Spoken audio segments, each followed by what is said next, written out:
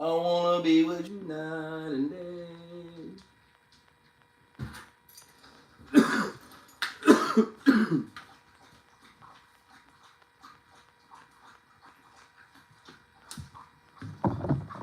I want caffeine. We're going to get it.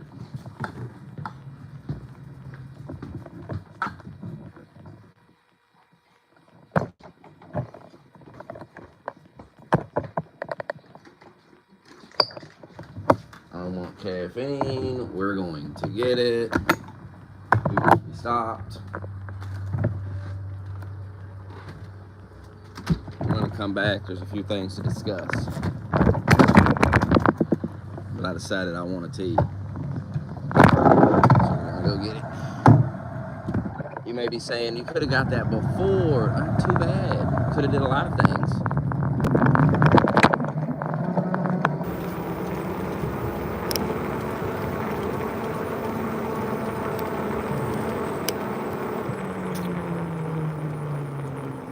Well, you saw that guy on Twitter. He didn't fare too well, did he?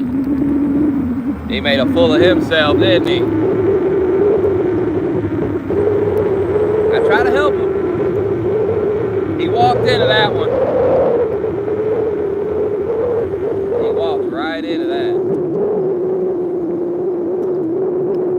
I feel sorry for him. I actually feel sorry for these guys because when I see stuff like that, he shared that screenshot that he had with such confidence. He really thought he had something.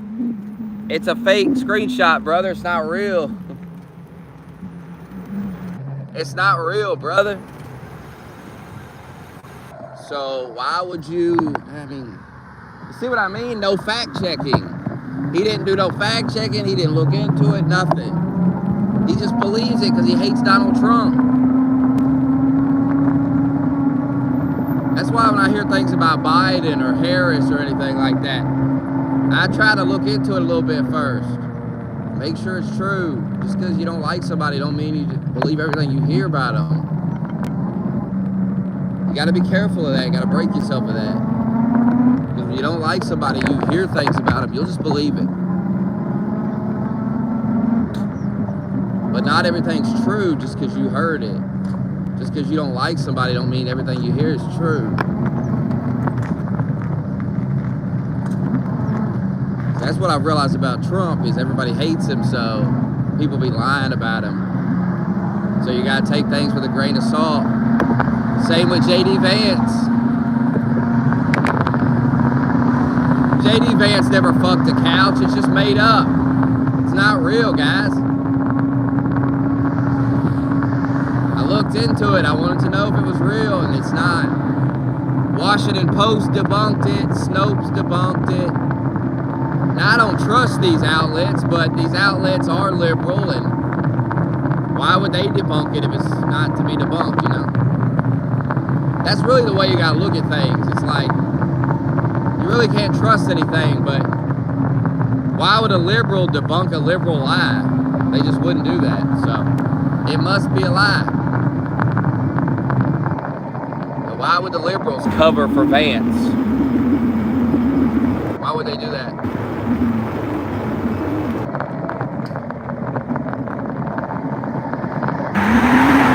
Same with the FBI. The guy was like, oh, the FBI is lying for Trump. Why would they do that? But I'm glad you admit that because you admit the FBI can't be trusted. Now we're getting somewhere with you people. Now you're starting to get it. You can't trust these people. You can't trust the government.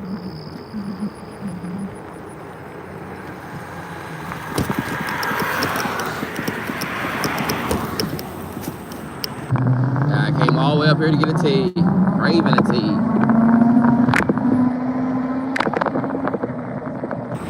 Craving a tea.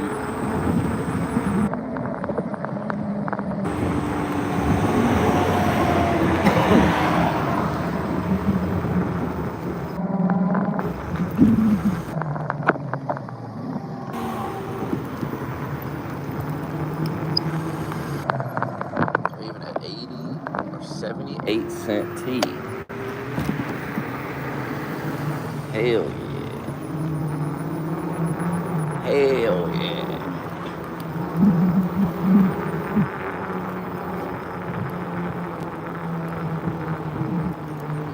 like drinking water, but damn, it's a flavor today. All this water. I'm watered out. I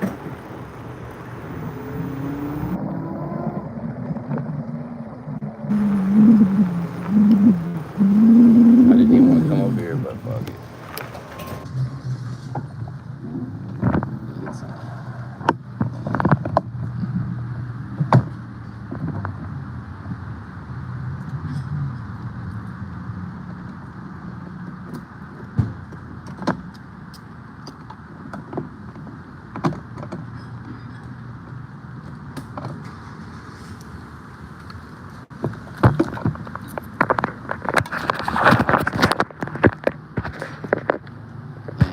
Hitting anyone during the day. That wasn't even my fault.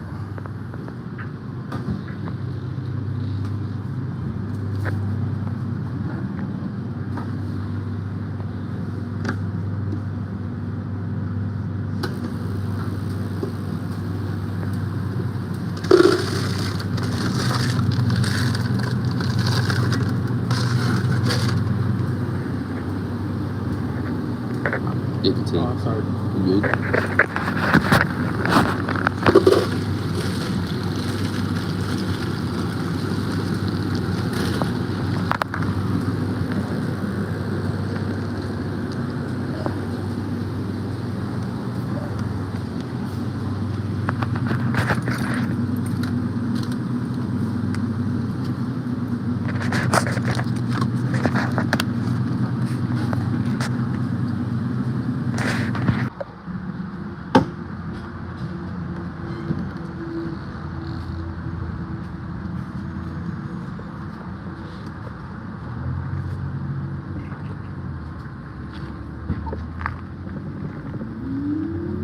We gotta go down here to McDonald's because I forgot my cards at the house and they don't take Apple Pay here. Of course, Walmart don't take it. It's fucking gay. It's gay that they don't take it.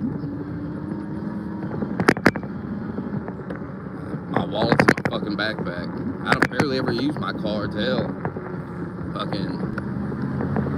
I'll use fucking phone for everything. Forget that, they don't take that. Then we'll go to Walmart. McDonald's only $1.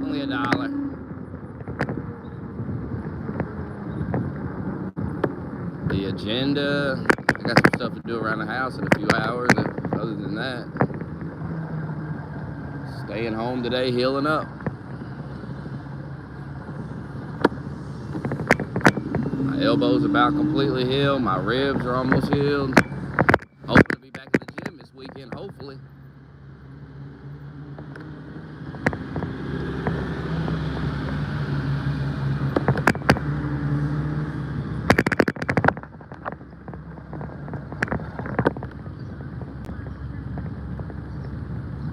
Oh, hell, I'm just gonna go in and get it. I'm not sitting in the drive-thru. This is ridiculous.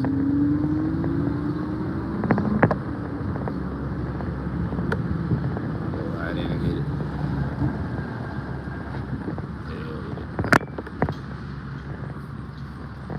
Hell with it.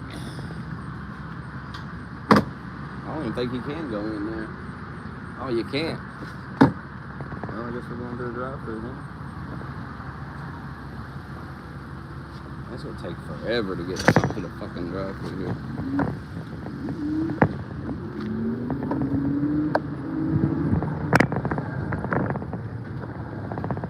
Oh my god, all this for fucking tea? Holy fucking shit, bro. You gotta be fucking kidding me. Man, I wish I could cancel that. I'd go over to the gas station. I already paid for it though, fuck it.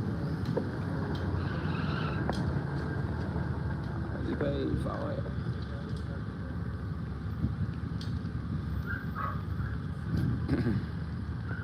Yeah, I don't feel like going to E-Town today. Not for free, that's for damn, that ain't happening. Too much to do around the house. I'm gonna stream for a little bit before I do that.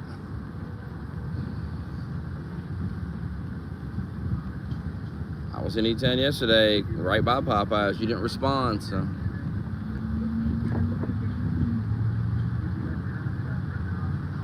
I'll never go to Roadhouse again. Too expensive.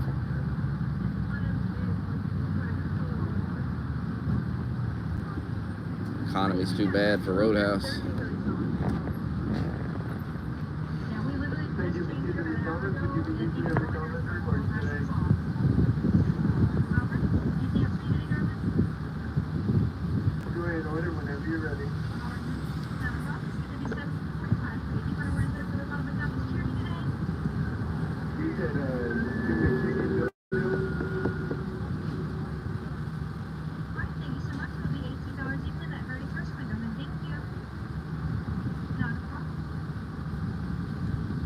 Too much for me.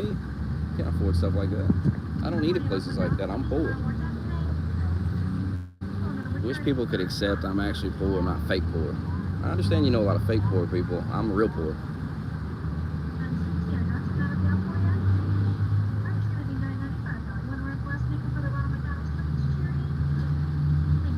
I'm sorry, what's the cost for those 2 meals? $5 left after I buy this. I'm gonna use that to eat later. Probably go to Wendy's. Will I be out for you today? I have 2 mixed chicken meals. Go to Wendy's.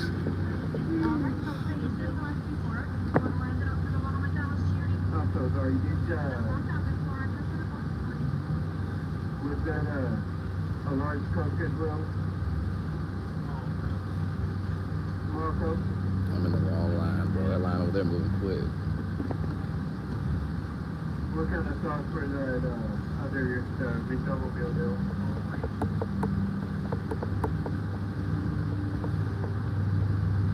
Will that be out for you today? Would you like to round it up for the Rock McDonald's jersey today? 1737.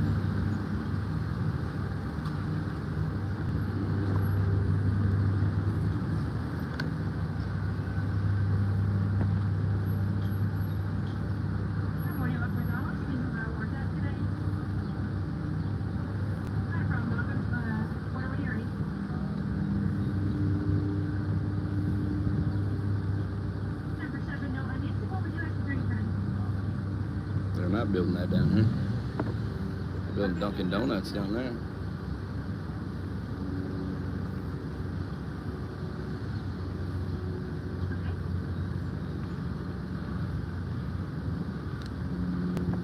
Drive through moving kind of quickly, dude.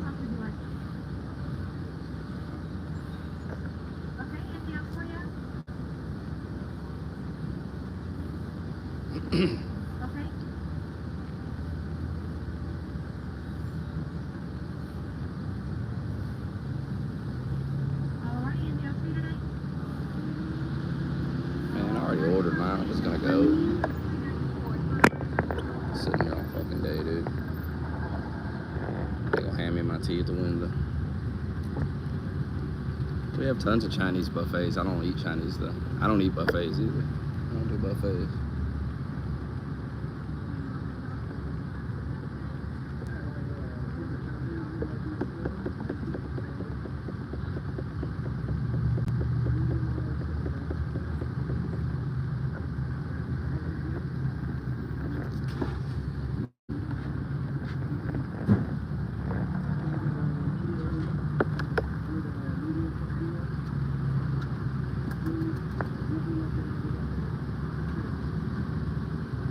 $3 Whopper Wednesday today.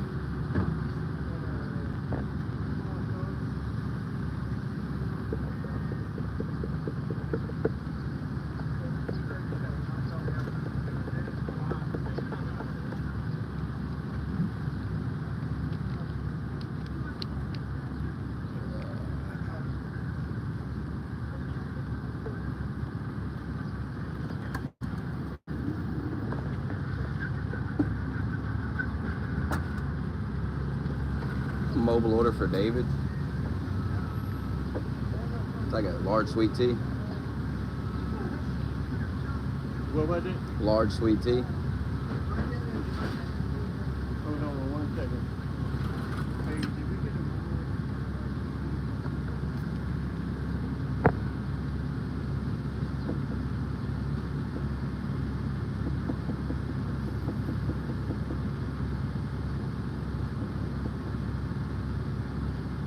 So close.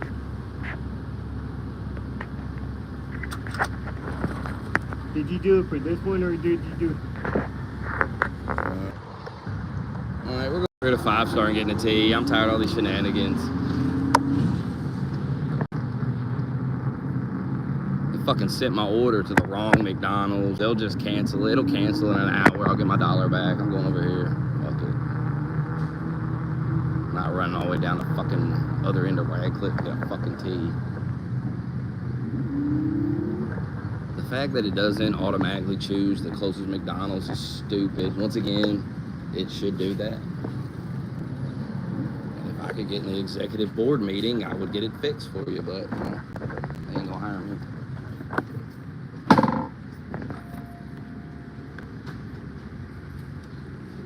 They need me in that meeting. And this problem would be happening. Happens to me all the time.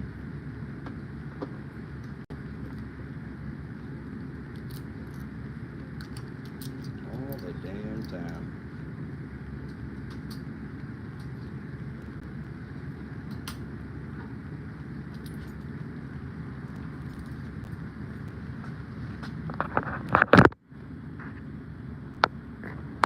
I'll continue with life when you're working at McDonald's.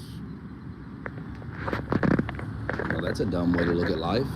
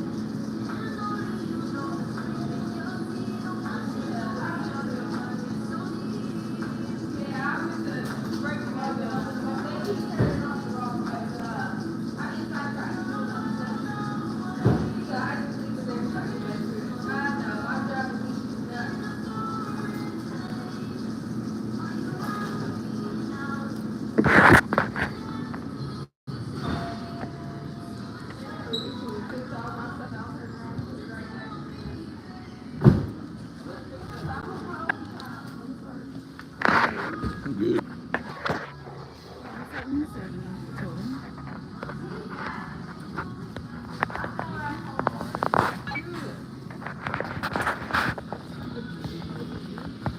You. You too.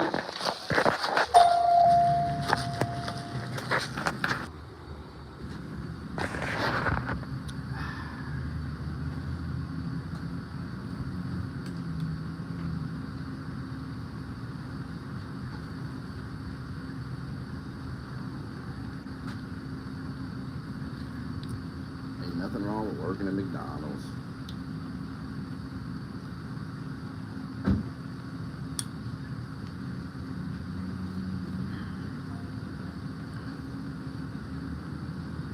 Nothing wrong with having a job, getting a paycheck.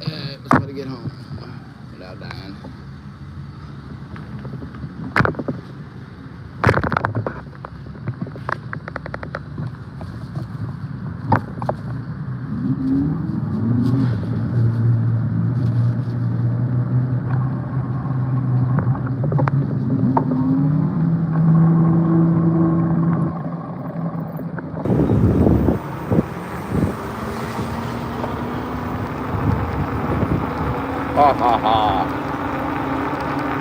Ha ha ha.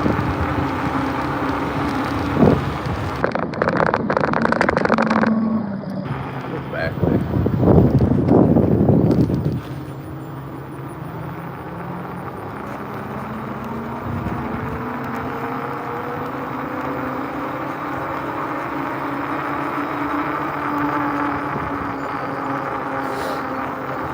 Go home, we'll talk about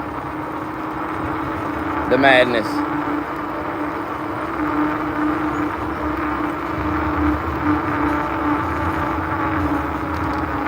Can't believe that J.D. Vance story turned out to be fake. Can you? I can't believe they lied again.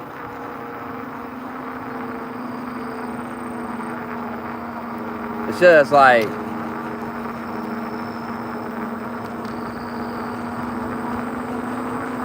it's so funny because they be arguing with me. They're like, how can you vote for a guy that fucked a couch?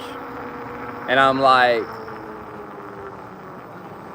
where'd you hear that at? And they're like, it was in his book. And I'm like, I haven't seen the page. I haven't seen a page or any, you know what I mean? Why ain't you showing me a screenshot of the page? I always thought it was weird none of them had a picture of the page, you know, or nobody made a video and like opened his book and said, right here it is, you know what I mean? So that was the first red flag on this story, is there's no evidence, there's no picture, like where's the proof of this? And then I thought maybe I gotta be missing something, it's gotta be out there, you know? It's not out there. It doesn't exist. There's a picture going around. It's a fake picture. It's not in his book. He never wrote this. The Washington Post debunked it. Snopes debunked it. And they're like, how can you vote for Trump Vance? He fucked a couch and all this shit. Like, Trump is a convicted felon. He's a Russian. Like, all this, it's all fake. All the reasons not to vote Trump are fake. They're just made up.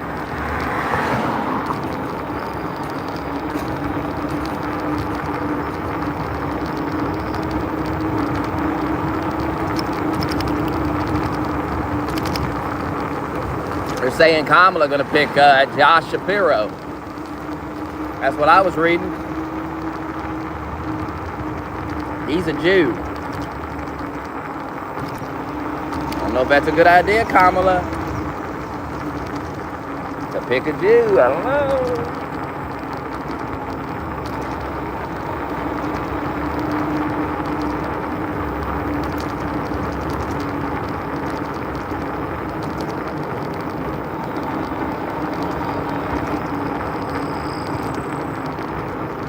I'm very interested to see who wins. And after the election, I'll be doing my analysis. Don't come in acting like I'm coping or I'm upset. Grow up. Try to grow up this time. And let me do what I do. You go be in your feelings somewhere else about it.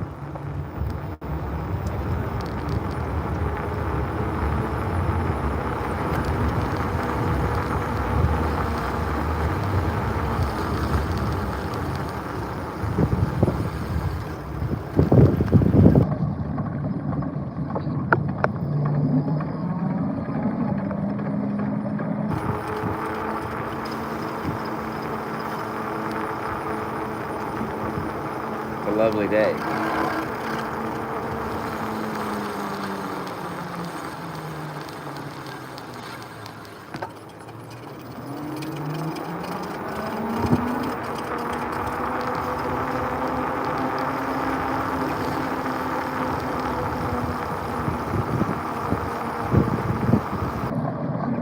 I'm all the way out for this sea. It's worth it.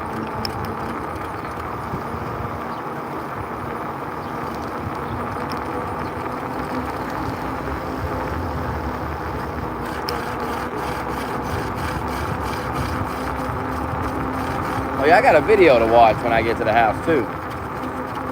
That Red Hawk sent.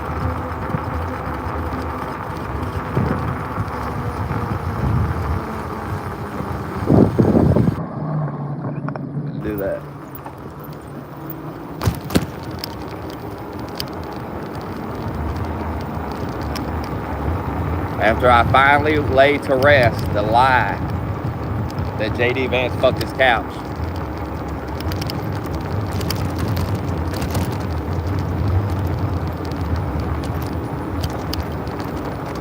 Another liberal lie.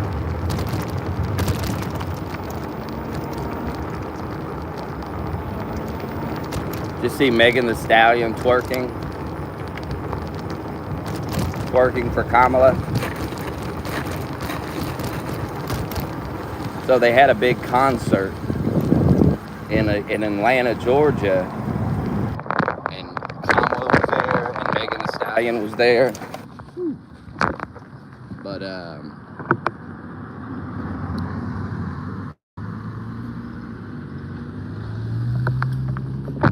it's funny. God damn. Hold on. I have to get this part right here.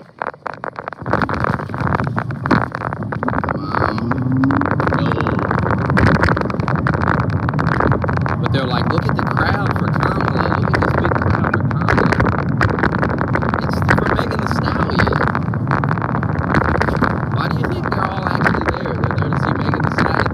They're not there to see Kamala. Maybe some of them, of course, but come on, y'all.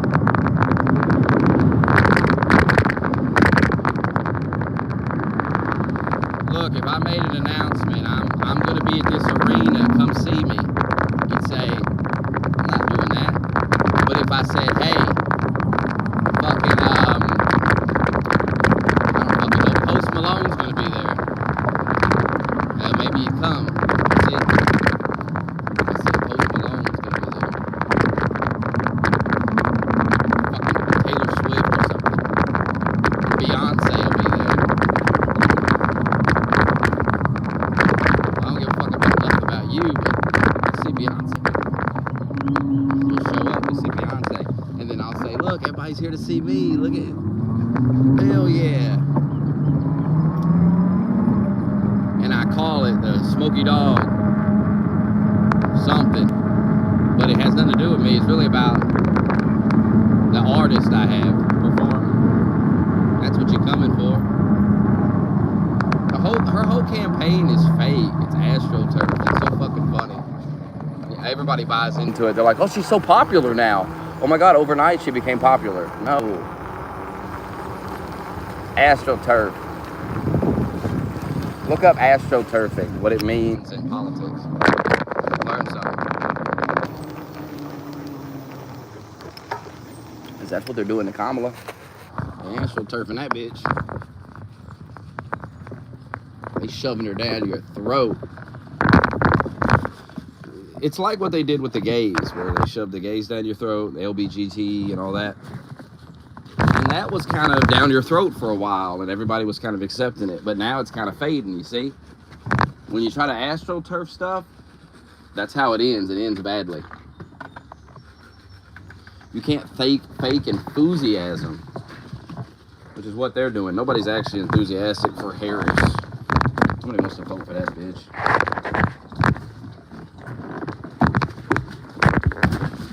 Now they do want to beat Trump.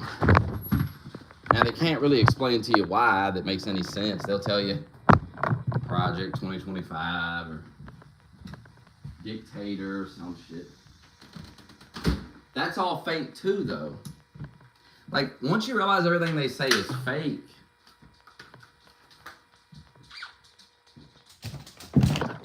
it's funny. But what real shit they gonna run on? The gas prices? The food prices? Ain't running on that. Gotta run on fake shit.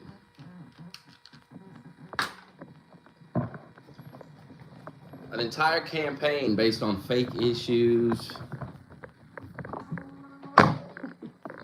Kamala's campaign is a joke. Doesn't mean she can't win, though. Just means she's a joke. Just because it's a joke to me don't mean it's a joke to everybody else. I'm a little bit smarter than the rest of you, but it is a joke.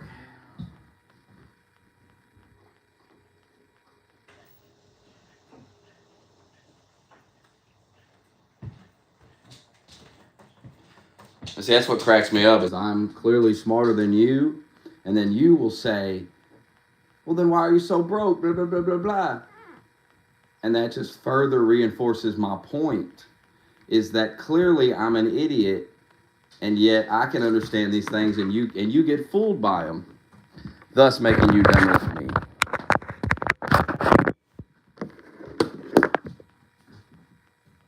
How come my dumb ass don't fall for all this?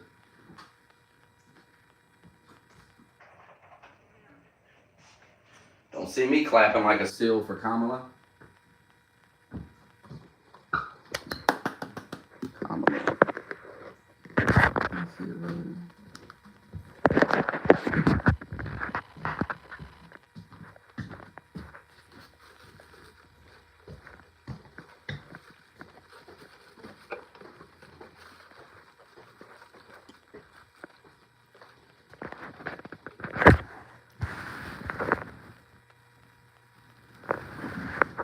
You can change the minds.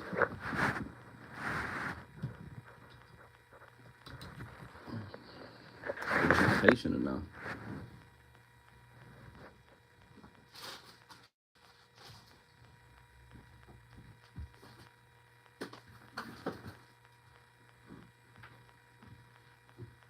Yeah, be patient with these retards.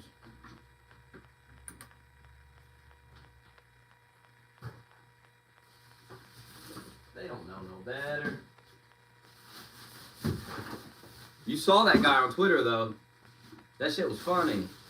He posted that picture of some picture he found of the J.D. Vance book, and he was like, "It's right here. That's not real, brother. That's not a real pic, brother." What's funny is the other day he was like, "Oh, I'm more intelligent than you. You ain't used to talking to somebody more intelligent than you, are you? You ain't used to this. I'm a little bit smarter than you." Ooh.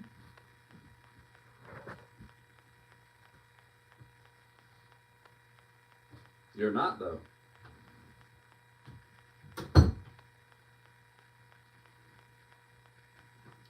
The fact that he heard that about J.D. Vance and believed it without question and didn't look into it at all tells me he's not smarter than me.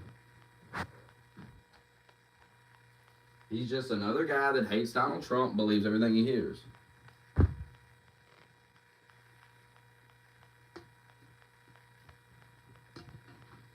If you were smart, you would have looked into that before you believed it. You would have said, well, the liberals lie a lot, so let me make sure this is true before I run with it.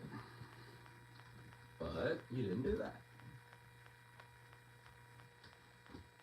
It's like when they said Biden said he shit his pants, and I said, let me see the video. And then I watched the video, and I didn't feel he said that, so I disagreed. I said, I don't think he said that.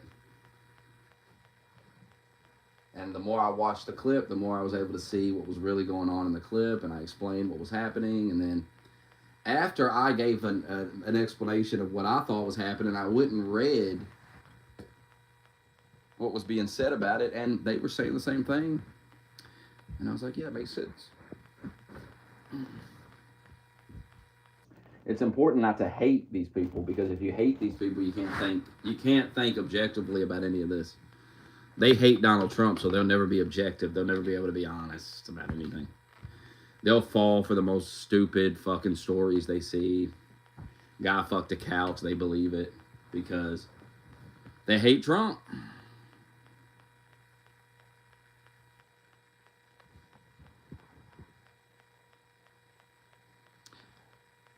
Oh, Riff, man, give it a rest. Give it a rest, Riff, man. I've been here for a long time. And I've proven myself over the years, and I have nothing left to prove here. You understand? That's what you dummies don't seem to understand. There's nothing left for me to prove here. I don't need to get more views. I've already proved I can get views. I don't need to grow my subscribers. I've already done that. I don't need to engage the viewer. I've already engaged many of you and destroyed you. I've done all that. There's nothing for me to prove here. My track record speaks for itself. I mean, you can line up my predictions against anybody. My track record is almost flawless.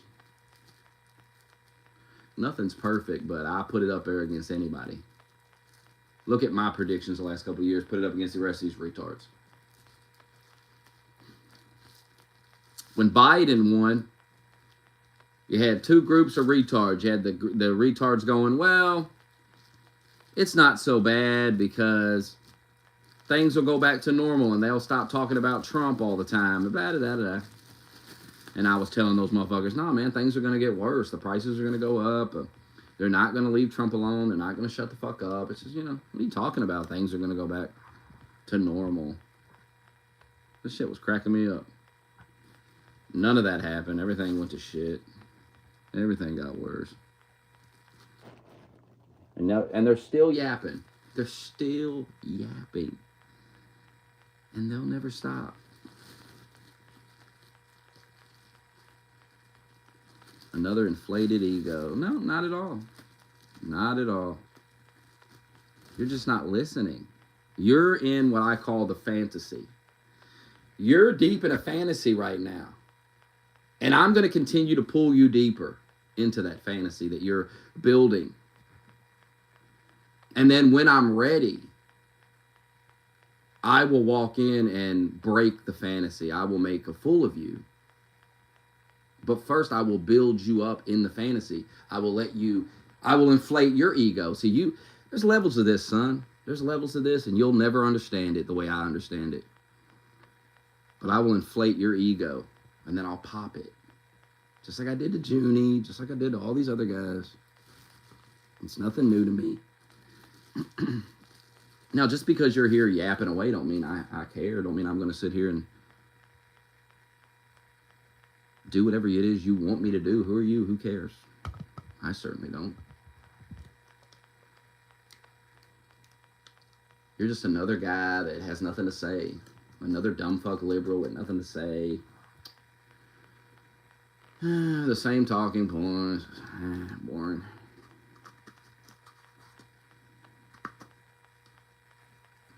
Just boring.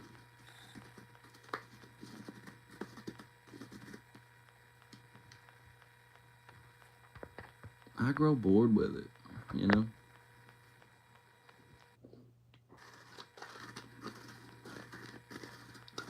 None of you guys come in the Discord and argue anymore. Like, I've defeated so many of you that you're all scared pussies now.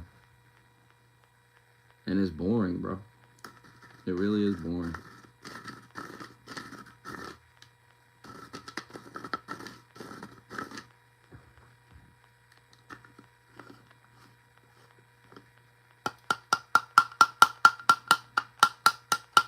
Truth be told, I have every right to have an ego.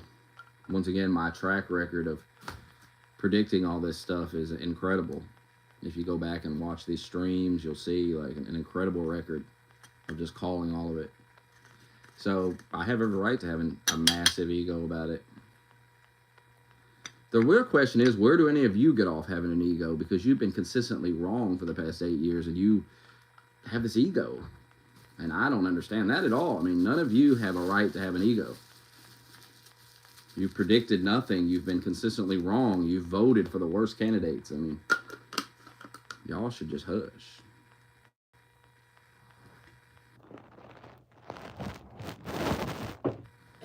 You need some twerking, We got to save democracy.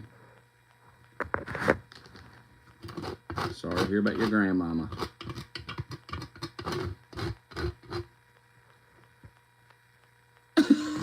I knew there was something coming. Well, she had her time. Hey, the economy's tough. You gotta do what you gotta do. Grandmama had her time. You know what you should have said before you pushed her down the stairs? You should have said, sorry, grandmother. Your time is up. My time is now. And shoved her ass down the stairs. What does that mean? Don't worry about it. 55, that's plenty of time to live. Shit. She lived her life. She lived the whole 55 years.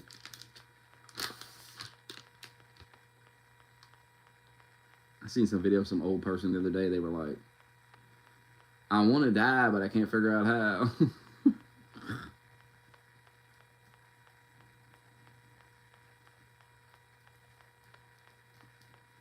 God. If I ever get old, I'm just gonna make jokes about dying all the time. Makes people so uncomfortable. Oh my God, I'll pretend to be dead and shit. You don't want me to get old. I'll be fucking with people hard. They'll come in my room and I'll just be laying there. They'll think I'm dead. Sounds fun.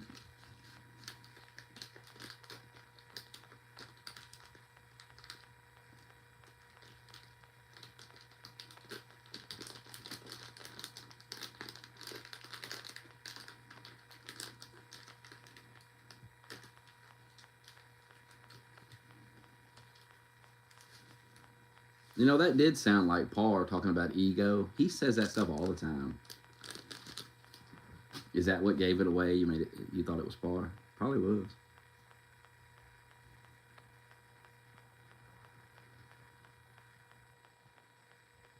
Listen, if you think I have this massive ego, why don't you come to Discord and why don't you embarrass me? And because you can't. What's it like knowing you can't do that? You're not physically capable of it.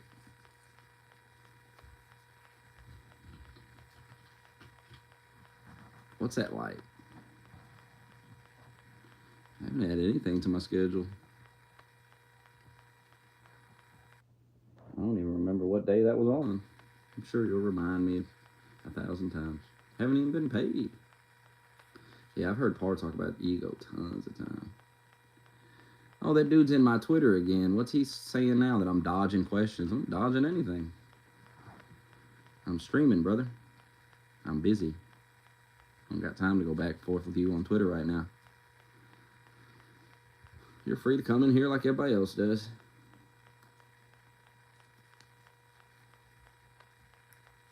Listen, if you can prove J.D. Vance fucked the couch, I'm all ears. Let me make this clear. I'm all ears. Just prove it. Stop saying I'm deflecting. Just prove it, brother. Lord have mercy. Prove it. Man, these guys are so goofy. Like, no, I don't believe it. So can you prove it? Oh, come on, Smokey. What do you mean you don't believe it? What do you mean you don't believe the stuff I made up? No, I just don't. Why don't you just show me some proof? I gave you my word as a Biden. You should have known not to trust that. That shit he says is so dumb. I give you my word as a Biden. I kind of miss him. He's funny. Fucking word as a Biden.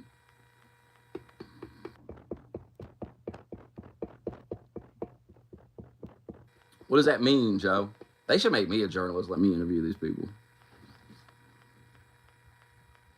Like, what does that mean, Joe? Like, your word is a Biden. I don't really know Bidens. I'm not a Biden. I don't have any friends that are Bidens. I don't know how trustworthy a Biden is. I mean, you've been lying for years, Joe. Well documented your lies.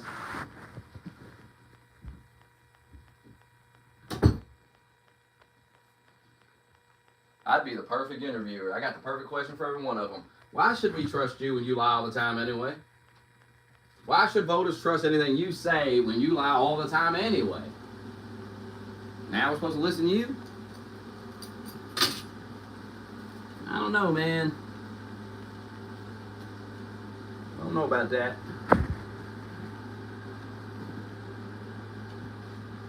I'm fat.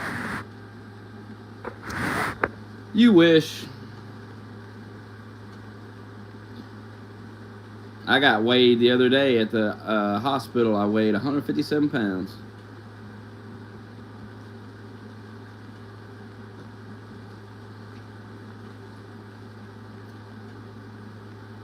If I could stay stocked up on protein powder and eat 3 times a day, I could get to 170. Easy. Hard to do, though, because I don't eat like that.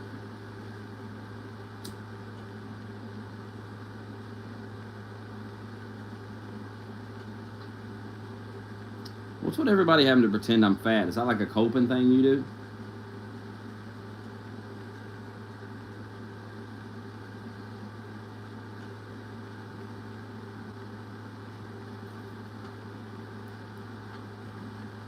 I'll never be fat. I'm too disciplined to be fat.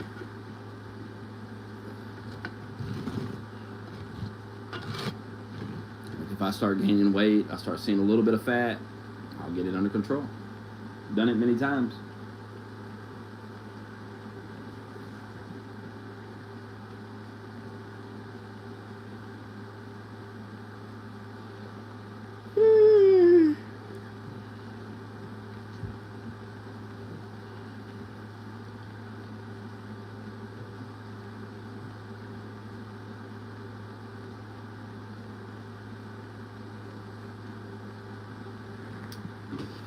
Let's see what this guy said on Twitter.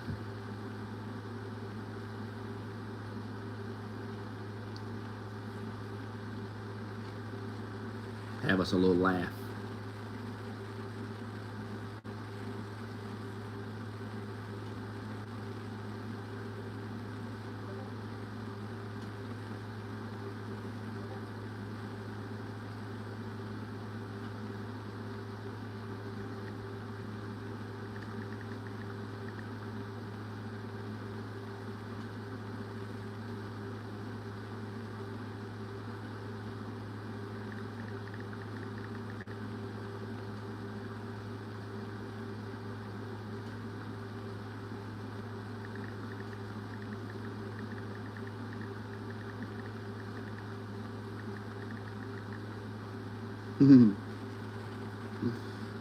Oh, these people are funny. They get proven wrong on one thing, move right to the next topic. They crack me up. There's no apology. There's no, my bad, man, damn.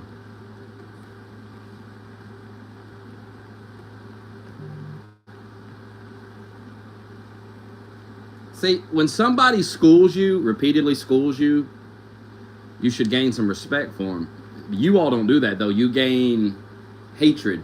You get mad. Oh, this guy keeps making a fool of me. Well, you came into my mentions with the goal of making a fool of me. So you came into my mentions with hostile intentions, and I picked up on it immediately. So you have to understand, I'm going to probably play dumb, walk you down a path, and then walk you right into the trap and make a fool of you. You did that to yourself, though.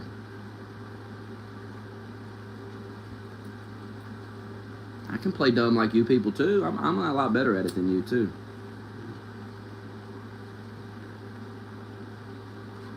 I mean, you got proven wrong about the Vance stuff, and then you come in trying to talk about another topic.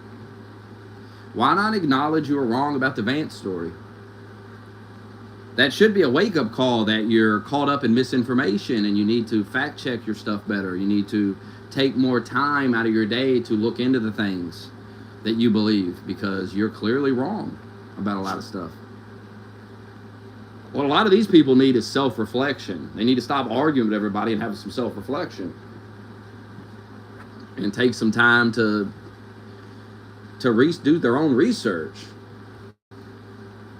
And doing your own research requires a working brain, and you have to understand the game, and they don't understand the game, so they can't even do research properly. You're being lied to. You're being manipulated by everybody. Propaganda coming at you from all angles. You have to really take your time to figure out what's real and what's fake. It's going to take some time every day. And if you ain't got no time to do it, you ain't going to know nothing. You're just not going to know nothing.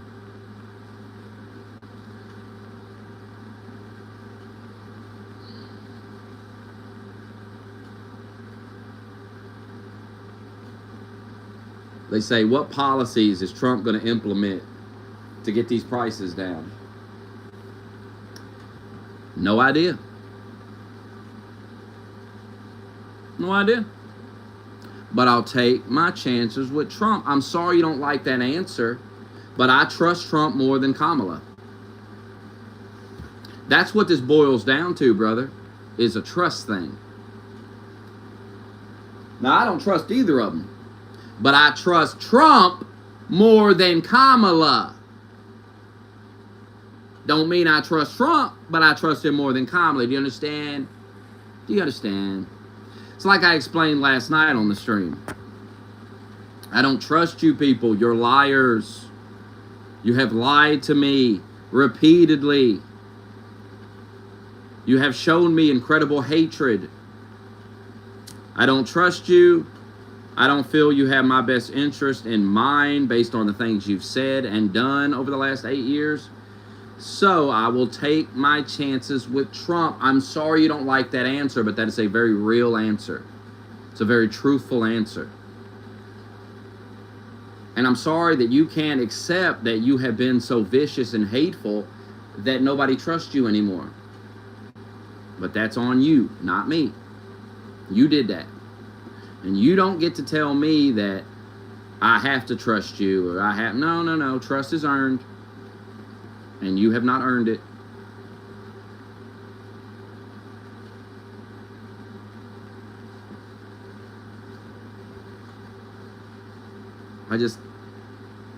These people think because I'm not going to type a novel on Twitter that I can explain these things. No, I'm just not going to type it onto Twitter. I don't care. I don't care to explain any of this to you. Like I told the dude the other day, you can come to my stream and I'll explain it to you, but I'm not typing a book on here for you. I'm not. So you can pretend I don't have an answer, and you can do all that. You can live in the fantasy. Look, I realize everyone around me is in a fantasy. I get it, but I'm not. So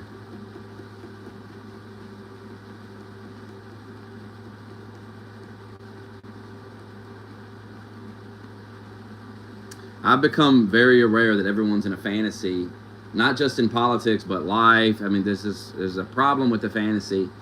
And I wish people would stop pretending I live in a fantasy, that I need them to tell me things. I really don't. I'm not in a fantasy like you, so you don't have to tell me nothing about my life either. I'm not in a fantasy about my life either, so trust that you don't need to tell me anything. I'm fully aware. Don't need to be told. Not delusional, not in a fantasy like you. Don't want to be in the fantasy. The real world is far too interesting to be living in a fantasy.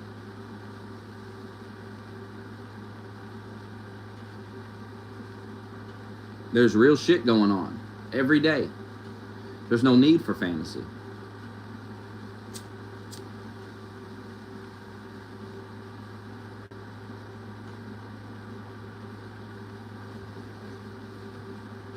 I did answer your question, brother. You just didn't like the answer. It's okay not to like the answer, but I did ask a question.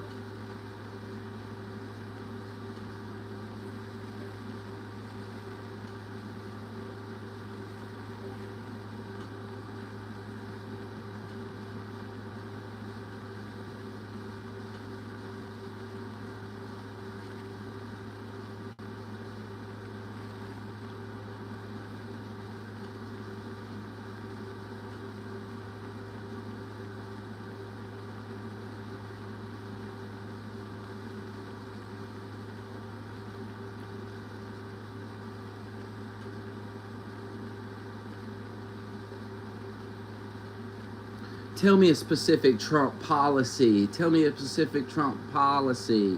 They're not listening to a word I say, brother. They're not hearing a word I say, brother.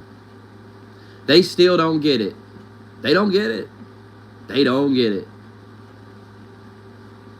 They don't get it, brother. And I can't explain it over the keyboard. I can't type it. It's too much to explain. This is a very deep conversation that needs to be had, and they won't have it. So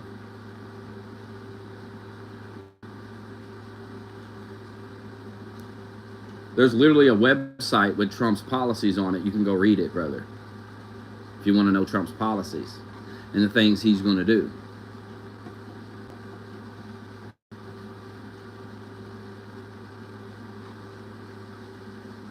Once again, I have two choices. Kamala Harris is the vice president.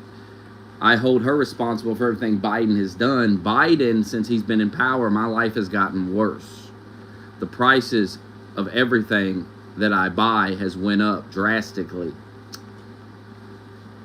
Why should I believe that Kamala Harris is going to fix that when she's part of the problem?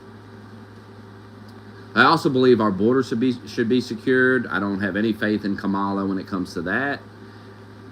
Foreign policy, I have no faith in Kamala.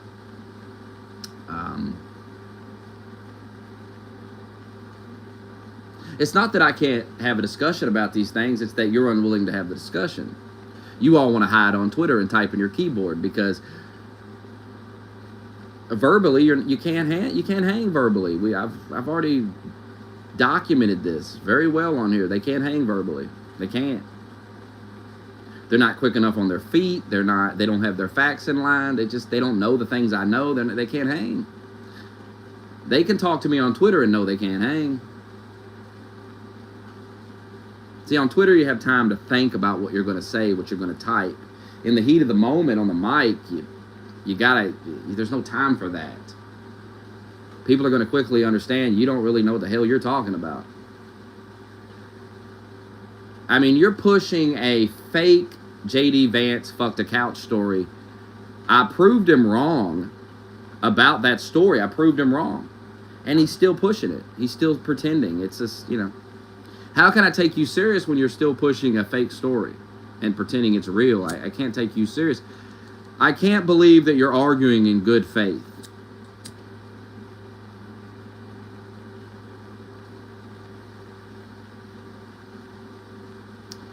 Pizzagate, I never saw it debunked, so definitely something to that. Was definitely strange, very weird stuff. I documented that. We went over the evidence, and yeah, if anybody would like to prove that not to be true too, I'm waiting on you to prove that to be fake. Nobody's, you have to understand I'm a different breed of motherfucker, bro. You're not going to bully me. Peer pressure's not going to work. Guilt tripping, shaming. These things are never going to work with me. When you try them on me, listen to this very carefully. When you do those things to me, the way my brain receives it is, oh, you're winning. You're winning the argument because they're having to stoop to this level. That's how my brain reacts to it. So if you want to inflate my ego, go right ahead and play those games because that's all you're doing. You're inflating my ego. You're making me think that I'm just, goddamn, the things I say, they got no answer for it because look how they have to act.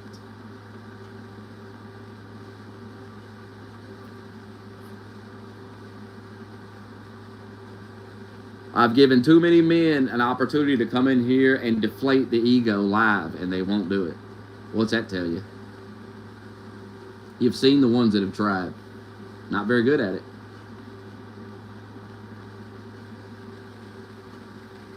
Yeah, the people that debunked it, a lot of them went to jail for child porn. That is true. Ironic, isn't it?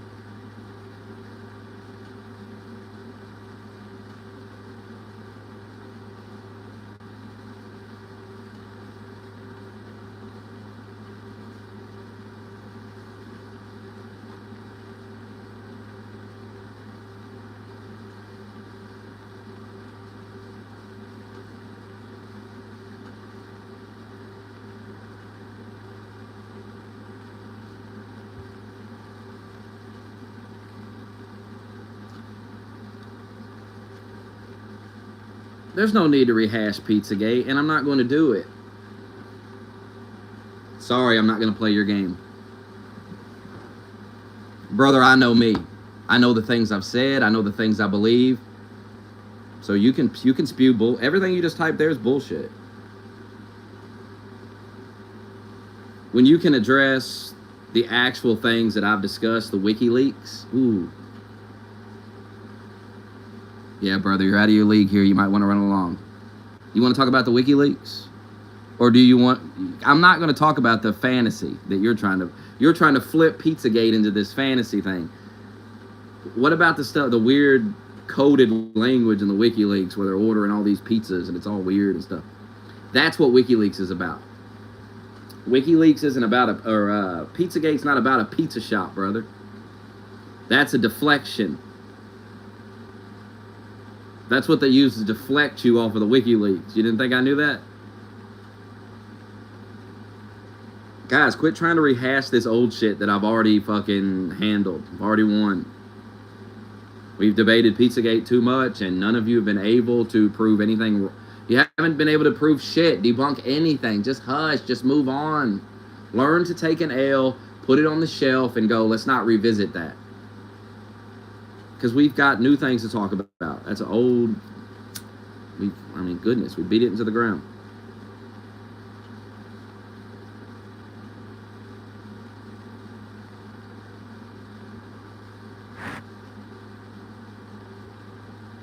Oh, but some guy went there and he found no kids. Well, of course he found no kids.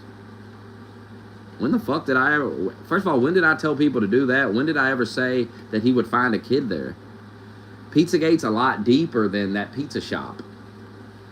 It's a whole thing. Weird pictures. WikiLeaks stuff. Stuff involving Podesta. Spirit cooking. Just weird shit that you have no answer for. So don't dig that up. It's buried in the ground. We've moved on. Don't dig it up, brother. Don't dig it up, because you ain't gonna win that either. Just knock it off. Oh, he blocks anybody that he can't handle. I was taking it easy on Sonny, but then I decided to let loose on him, and he blocked me very quick. I thought Sonny was tougher than that. He must have got soft in his old age. Sad.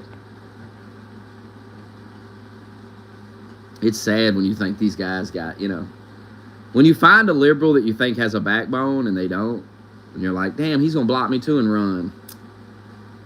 Man, he going to block me too and run, brother. That's wild to me.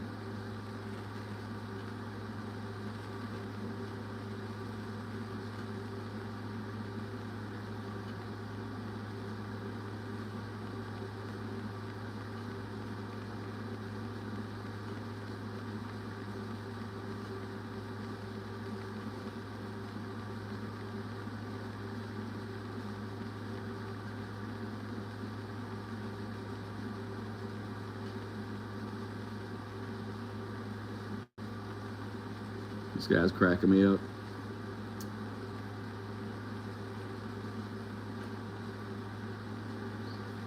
All right, let me help this guy out.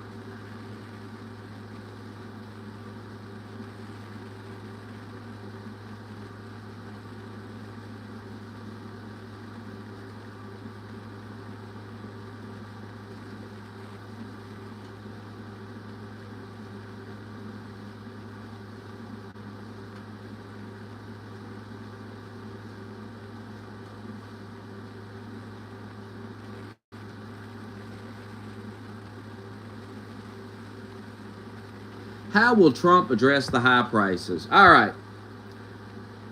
Let's talk about the gas prices. First off, Trump is going to drill for oil in our country. You know, that thing liberals don't want to do? And I know what you're going to say. Yo, liberals do want to do it. Oh, okay.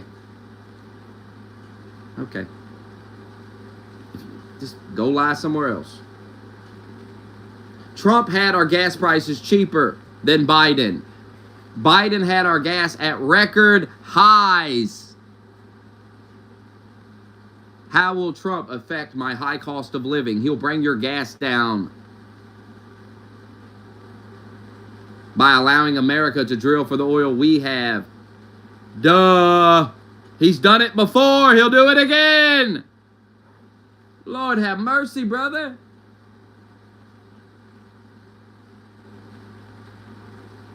Trump's going to cut your fucking taxes. He's going to crack down on all this illegal workers, which is going to cause your wages to go up. The CBS fucking News said that.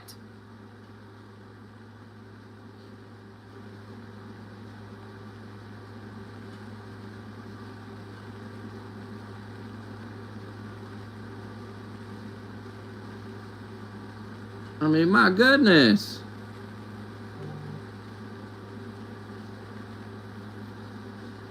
All a fantasy. None of the prices will stay low. All temporary. Based on what? Elaborate. I'm going to start putting pressure on you. I want a full detailed elaboration on that. You don't just get to come in my stream and spew bullshit anymore. Elaborate or be banned. You have 5 minutes to explain how what you just said makes any sense.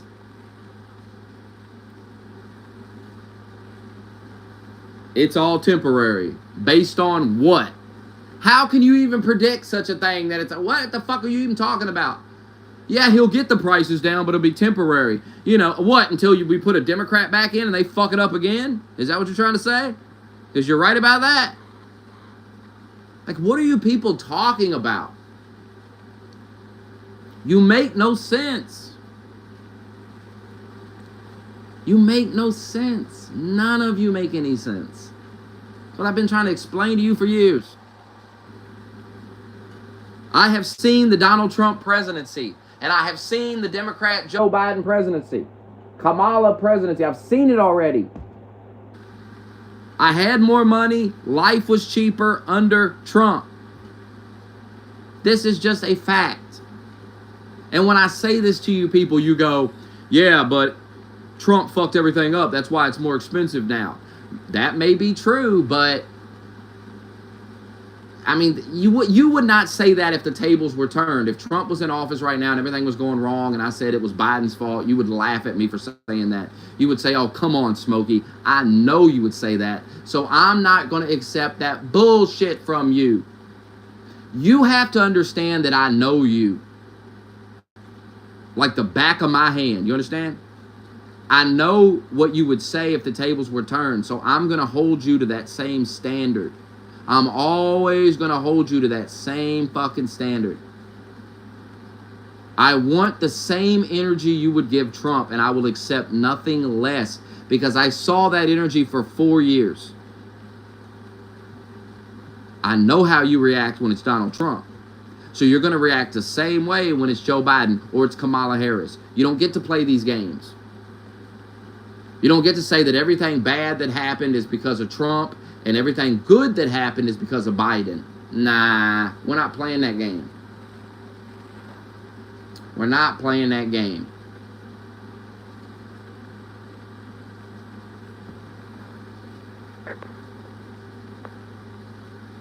I need you to explain, I need you to elaborate in detail the shit you just said in my chat. Back up that shit with some actual fucking logical points. Can you people just make sense? You just need to make sense. That's all we ask.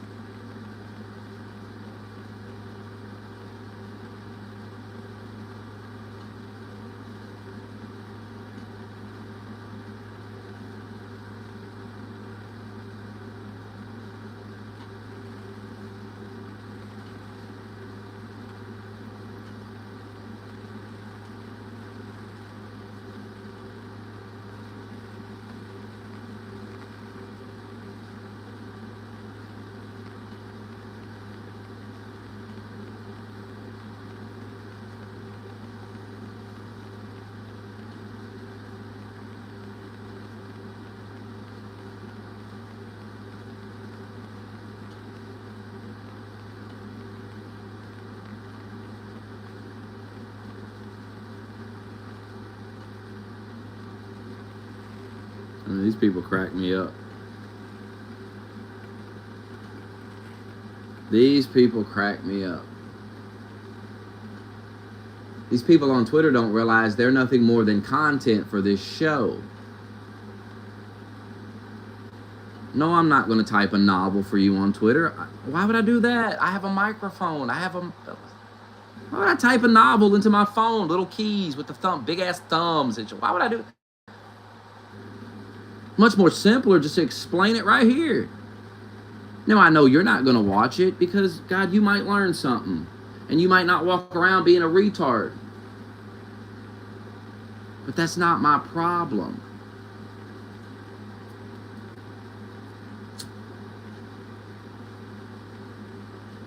I literally just went over some ways Trump is going to benefit the economy and make your life better. And you have to pretend I didn't, because I didn't type it into that little Twitter box. That's okay. That's okay. I don't care. You can think that.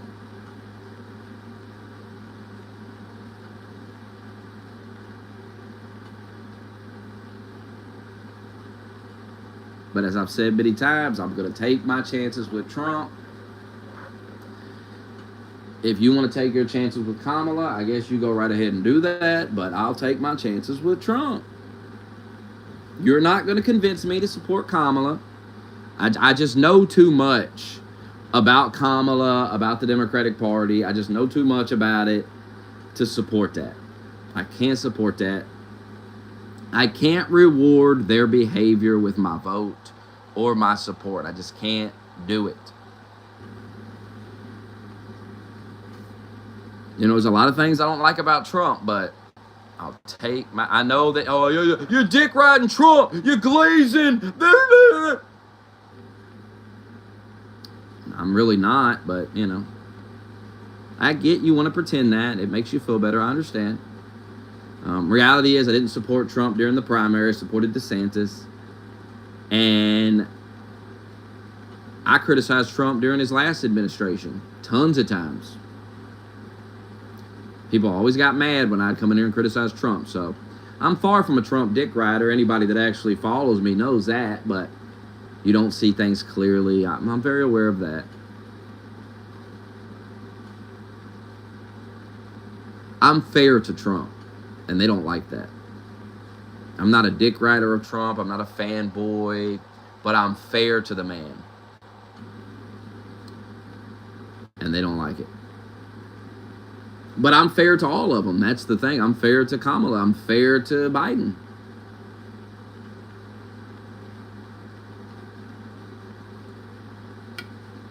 I just call things like I see them, and that's why everyone gets mad at me. It's why the MAGA people were mad at me. They're all mad at me. They all get pissed off. They don't like to hear reality. They don't like it.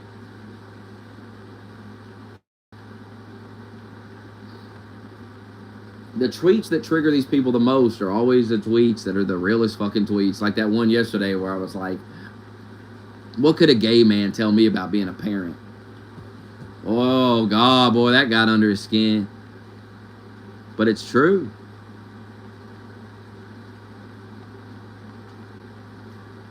They all want to say it, too. They all wish they had the courage to say, like, this is all getting a little out of hand. Because when they see a little boy laid on some naked guy's chest who's not even his dad, some guy in a wig and shit, they're disturbed by it, too. They think it's weird, too. But they're afraid to say something about it. What are they afraid of? I don't know. They're afraid of something. Afraid of being seen as a bad person. That must be what it is. I don't think they're cowards. Like I think, you know, they're not afraid to fight somebody, but this is not what it's about. They're not going to be able to fight their way out of it. They'll just be seen as a bigot. They'll be seen as a bad person that hates gay people or something, and they can't live like that. They can't handle being viewed like that. But who cares? This is why I say you're all slaves to other people's opinions. That's your biggest fucking battle every day, is getting over the fact of what other people think. People you don't even know, by the way. You don't even know these people. Who gives a fuck? It ain't like it's your mom or your dad. It's a stranger. It's not like you're sitting there going, God, what's my dad going to say about it? What's mom going to think? No, it's like, what's this goddamn stranger on the internet going to think? Who gives a fuck? Can you imagine living your life like worrying about what somebody on the internet might say? The internet.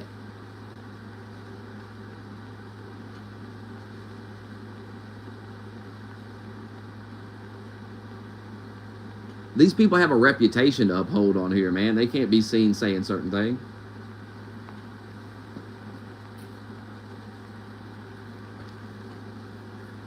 But what if you talked on the internet the same way you talk in a room, just you and somebody else? Nobody around.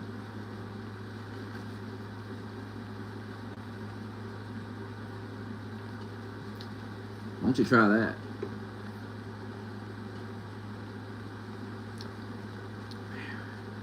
And that's why people watch me. You have to understand, everyone on here is afraid to say certain things, even if they pretend they're not. There's certain topics they don't want to talk about. They don't want to touch them. Then they come in here and pretend that's me. Remember when they were coming in here? You won't talk about the Jews. What do you mean I won't talk about the Jews? Let's talk about the Jews then. Let's hear all about the Jews. Tell me about it.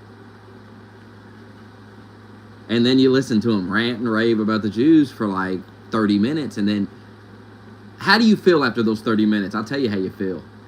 I'll tell you exactly the thought that's going through your mind. You know what you're thinking? God, will somebody shut this guy up?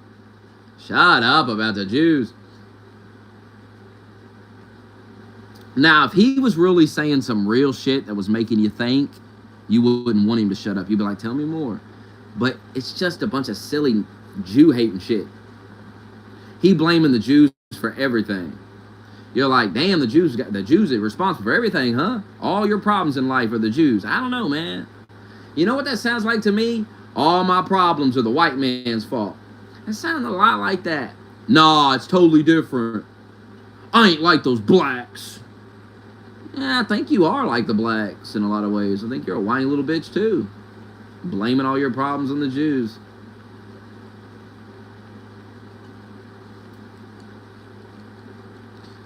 Well, the Jews made the pornography. Yeah, but no Jew made you watch it. The Jew didn't make you watch it.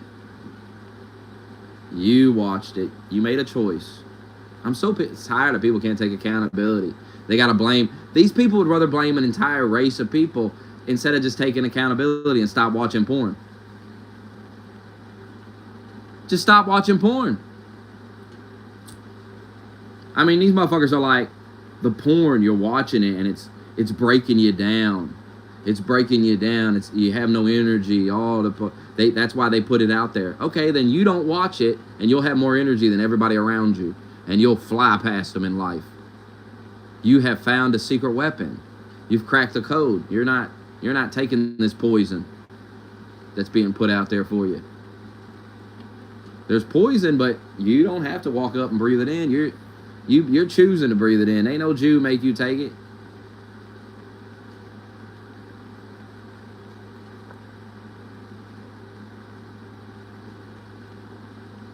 It's the same with their little shot. I was forced to take it. No, you weren't.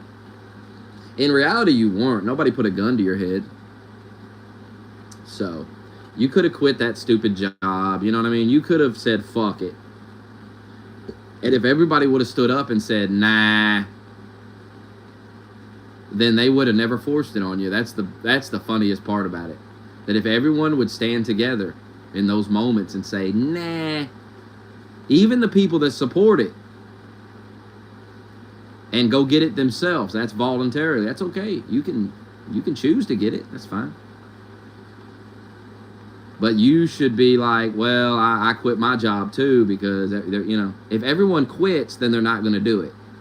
They're just going to go, oh, well, never mind, because everyone's going to quit. They don't want to deal with that. They got work to do. They're going to lose money if everybody quits.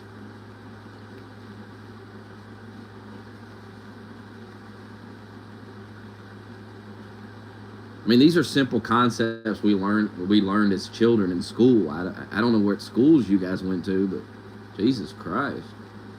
You didn't get taught this stuff? You know, united we stand, divided we fall, that type of shit. It's a very simple concept.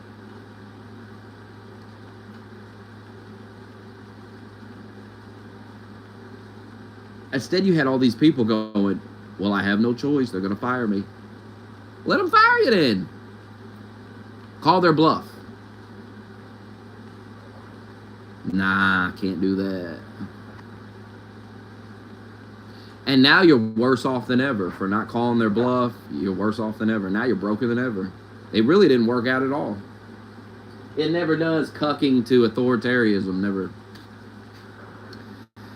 never pays off in the long run.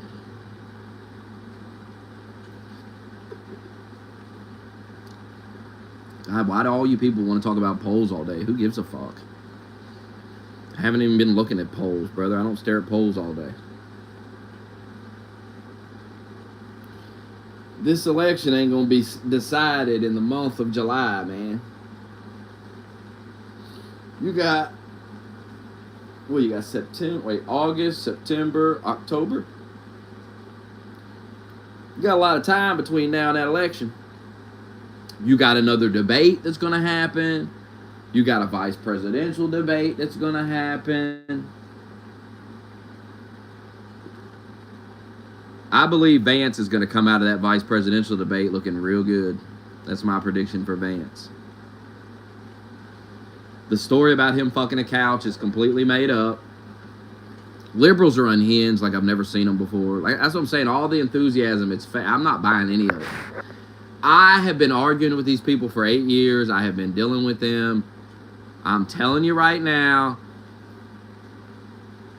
I've never seen them like this. It's so delusional. Their lies, they're not even trying anymore. Tim Dillon was talking about this same shit the other day on his show. They're not trying anymore. It's so true. The lies are so just... Like, they tell lies now, and you're just sitting there like, are you kidding me? Like, you don't even have to take time to debunk it. You know what I mean? You just hear it and go, oh, come on. Like the Secret Service saying, oh, we didn't send a guy up there because the roof was sloped. Come on. Come on now. Hell, I was just working on a sloped roof. What the fuck are you talking about?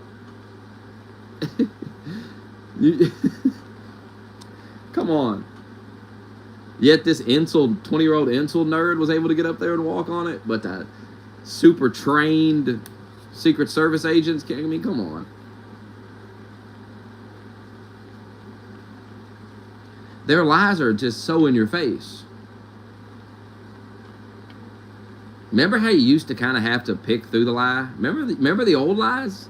Where you'd have to make a whole video and go over why it's a lie and really break it down and go... and show people like what they're not seeing. The lies now don't require any explaining. You just see them and you go, oh, please. Are you kidding me? I mean, look no further than Biden. Where they're like, oh, he's perfectly fine. Come on. Come on.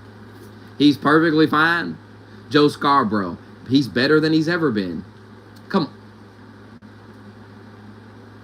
You have to understand, when you tell a lie that obvious and that insane, nobody can ever trust you again. How can I ever trust you again? I mean, you've been lying for a long time. I've seen you tell some lies, man, but damn, this one was... Really? Joe Biden is better than he's ever been? I've known him for decades. I'm telling you, he's better than he's ever been. Just had a conversation with him.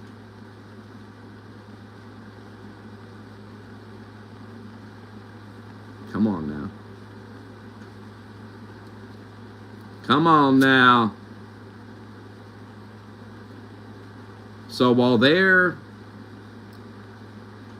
I had a good analogy earlier. I thought about this, but I forgot it. But the way they're acting right now, the fake enthusiasm is so...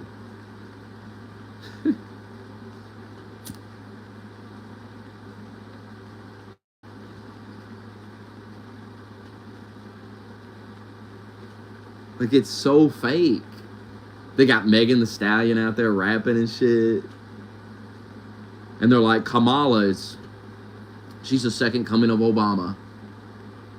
And you're hearing all this, and you're thinking, well, last year you said you all said she sucked, and nobody was thinking about running her in 2028. And y'all were talking about an open convention, a month or so ago, and y'all was talking about Gavin Newsom and all these other people, and now everyone's behind Kamala, and she's just the best candidate ever. Come on. You buy that? It's just fake. Like everything else they say, everything else they do, it's fake.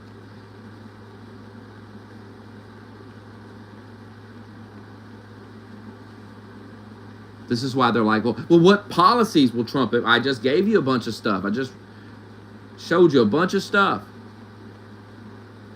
that Trump says he's going to do. That's just a few things. There's a bunch of other shit. You can go look it up yourself. What is this, Trump.com? I'm supporting Trump. And you know what? I may actually go out and vote for him this time. Just because you people won't shut up. I'm going with Trump just because. How about that? How about I don't have to have a reason? You're voting for Kamala because she's a black woman. I'm voting for Trump because, well, first of all, I'm voting for him for real reasons. The shit I'm voting for Trump for is actually real. You're voting for fucking Kamala for some stupid made-up shit. I'm stopping a dictator. I'm saving democracy. I'm voting for the first woman, the first black woman. All that shit is a bunch of nonsense that's not why you should vote for someone. None of that nonsense. The saving democracy, all that's made up anyway. That's fake.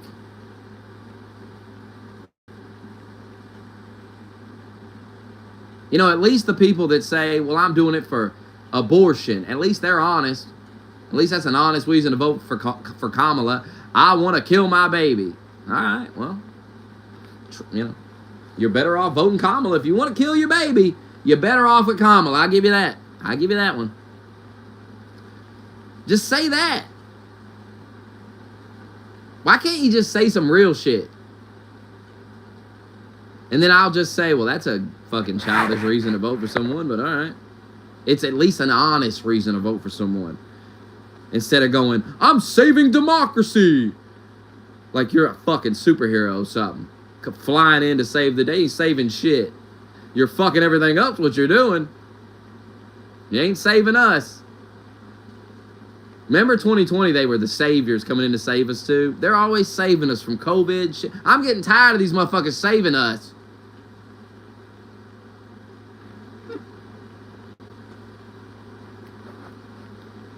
It's like Parr busting in the burning building to pick you up and carry you out.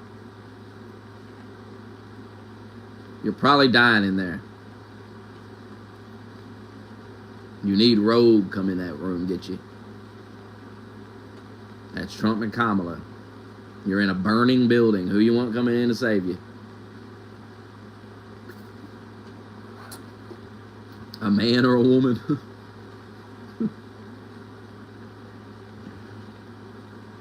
As a man, should you vote for a woman? That's number one. That just seems a little gay.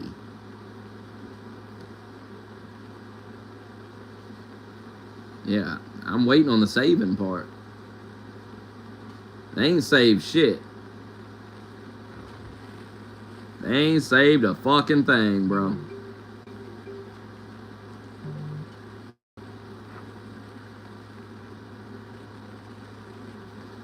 So all of you went over to that Discord and got blocked by one dude. And I told you he'd block you.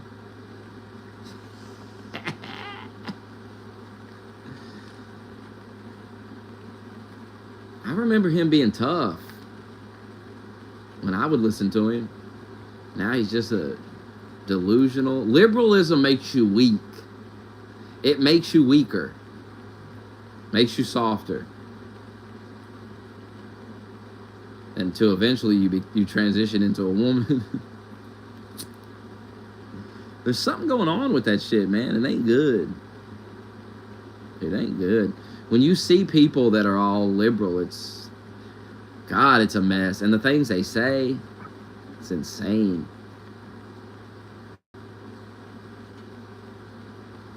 That's why I like making them talk about the trans topic, because it's a good way to show people how fucking insane they are. Like, listen to this shit. Like, this guy's gonna tell you men get pregnant, men have periods. The funniest thing to do to a liberal man is to get him to admit that trans women are women and that they can have periods and all these things, and that's a real vagina and all of these things, and then ask him if he'd have sex with that person. And then he's like, well.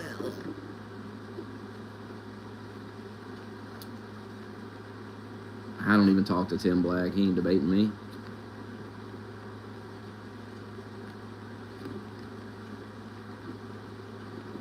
Gotta understand, I've let myself fall off. I've let my shit die. I got my channel took down on purpose. I could have just let it sit there, but I said, fuck it. I'll go live, talk about the vaccine. Talk about Maxine Waters.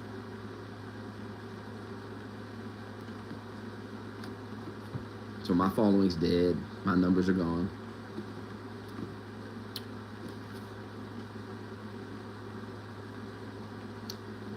You have to understand why people do debates and things like that. It's to feed off someone else's audience. Maybe they can pull a couple people over to them and they can start watching them. It's the only reason they be doing all that shit. That's why they debate each other all the time. Views. That's all it is.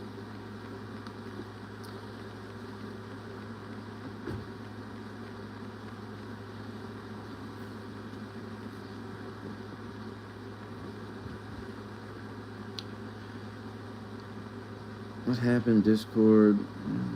What are you talking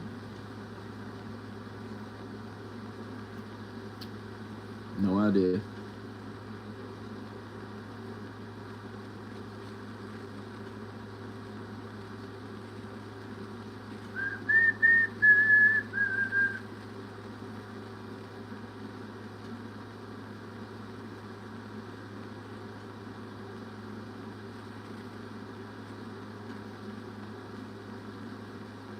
Pete Buttigieg.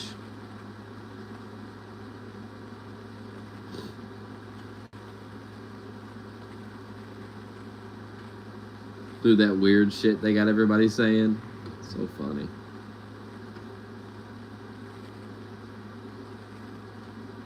Ain't it odd they all just started calling everybody weird overnight? You don't find that odd that they all just start doing that?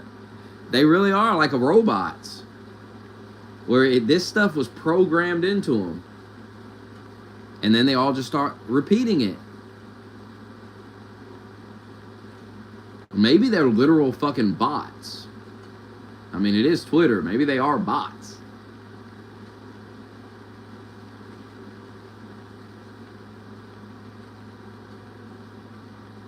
Oh, that one dude blocked me on that other Discord I'm in.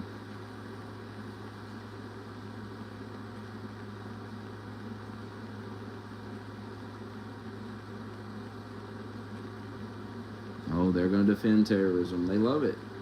They love violence. I told you the left is a death cult. I told you. You'll see.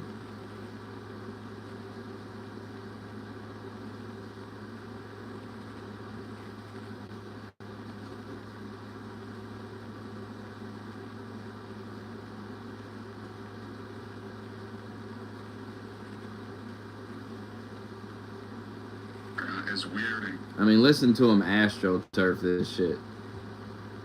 I mean, this is the shit they do. This is the shit they be doing to you.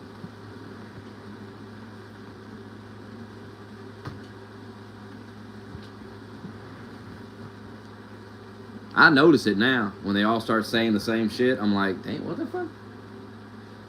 Who told them to all start saying weird all of a sudden? Like, that just popped up overnight. All of a sudden, I get up one morning, they're all saying it. Ain't that interesting? See, I'm past actually arguing these issues because I'm done arguing these issues. I'm right, you're wrong. Deal with it. I don't give a fuck.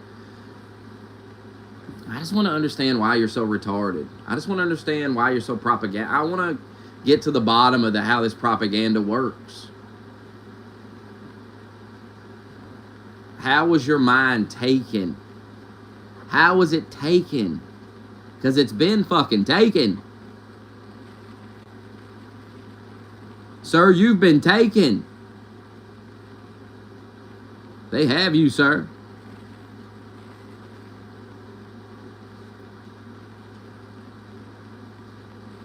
What he and his running mate are saying, well, it's just plain weird. I mean, this is it. This is how they do it. They get on television, and then during their speeches, and they push it, and they push it, and they push it, and they push it. Listen to it. What he and his running mate are saying, well, it's just plain weird. These guys are just weird. That's who they are. Not as weird and creepy as J.D. Vance. A super weird idea from J.D. Vance. Yeah, it's not. I mean, it's quite weird. Just plain weird. Just plain weird. Just plain weird. That stuff is weird. They come across weird, and then they start being weird. Yeah, they're weird. Being a really weird. He's such a weirdo. Donald Trump and his weirdo running mate are weird. Deeply and profoundly weird. They are weird. These Republicans just being weird. It's just weird. It's really weird. Republican weirdness goes even deeper. He said a lot of things that are weird, a weird style that he brings, weird policies. Let's start with the weird thing. You got Pete Buttigieg calling somebody weird. Pete, you take a guy's dick in your ass. That's a little weird, Pete. I love how we're supposed to just pretend that taking a guy's cock up your ass isn't a little fucking weird. It's certainly not natural. It's certainly not the norm. Not normal. I would classify it as kind of weird. I mean, and that's not even the weirdest thing Pete does. I seen a picture of Pete. I hope this is fake. I hope that I've been duped by some fake picture of Pete wearing a pair of fake titties, breastfeeding a baby. Is that real? I don't know if it's real or not. I mean, nothing surprises me. I tell you another thing Pete did that was real weird. He fucking had a baby with another man through a surrogate, obviously. Or maybe it came out of his ass, but we can't be sure. But, I mean, these days, I don't know what science is up to. I don't know. But he had this baby through a surrogate, and then he laid in the hospital bed like he had the baby. It's a little weird. It's a little weird to make them. Did you make the mother get out of the bed? Hey, get out of the bed real quick and stand over there while me and my husband take a picture with the baby in the bed like I gave birth. Like it came out of my asshole. Pretty soon we'll have the gay man. He'll be in the room as the woman's giving birth in a separate bed, and he'll be pretending he's giving birth at the same time. He'll pretend. And they'll have a fake baby. And then they'll pull the real baby out of the woman and then walk it over and give it to the gay guy. Which is evil.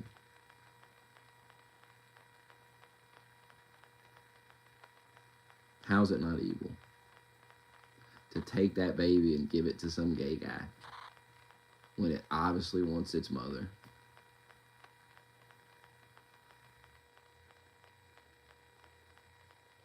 No thought about how the kid, no thought about the kid's well-being. The kid will be fine. Kid will be fine. It's a selfish society that it puts children last. Our society puts children dead last. That's why we're a failing society. That's why it's all crumbling all around you. It's only going to get worse. This generation of people is just trash. Most of them are trash.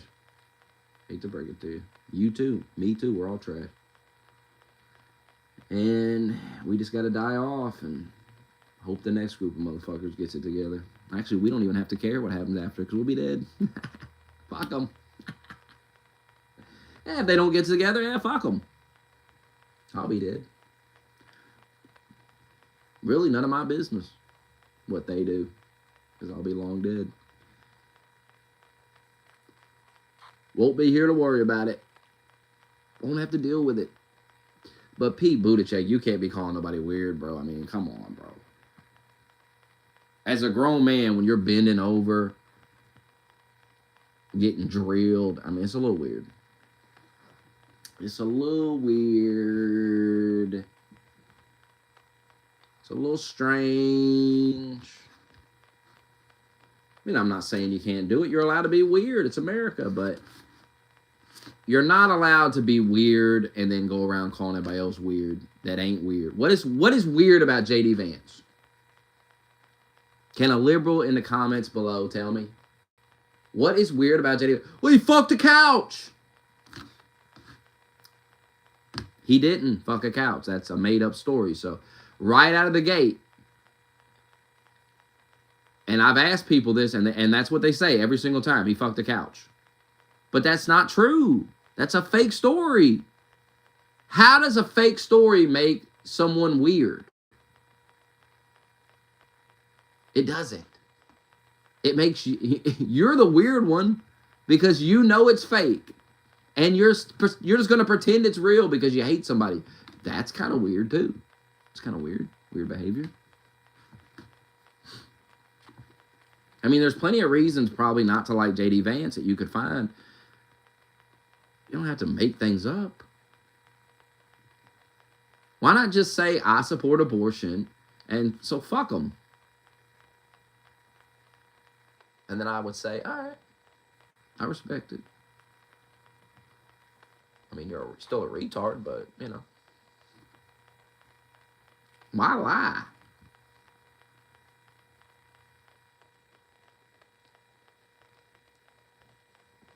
These people are weird, man. Like, they're just weird. They are weird.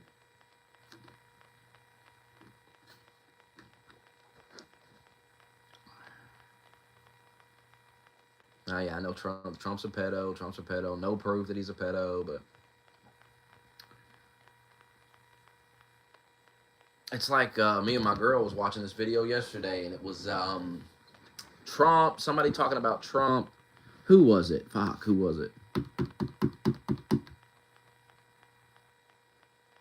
Some woman, I believe, was talking about Trump on the news, and she was saying nobody in Trump's kids don't want to be around him. His daughters don't want nothing to do with him. And I was like, what? What are you talking about? What are you talking about? Like the fantasy. That's what I'm talking. That's the fantasy. Trump's daughters have always been around him. What are you talking about? It's like when they say his wife doesn't want him. Remember that? Remember how she was going to divorce him after he left the White House and she wasn't going to be part of the campaign this time? Remember all that they said? And where was she? She was at that Republican convention. Because she's with Donald. I'm with my Donald. That's what she calls him, my Donald. I'm with Donald. I'm with Donald till I die, don't you see? I love Donald.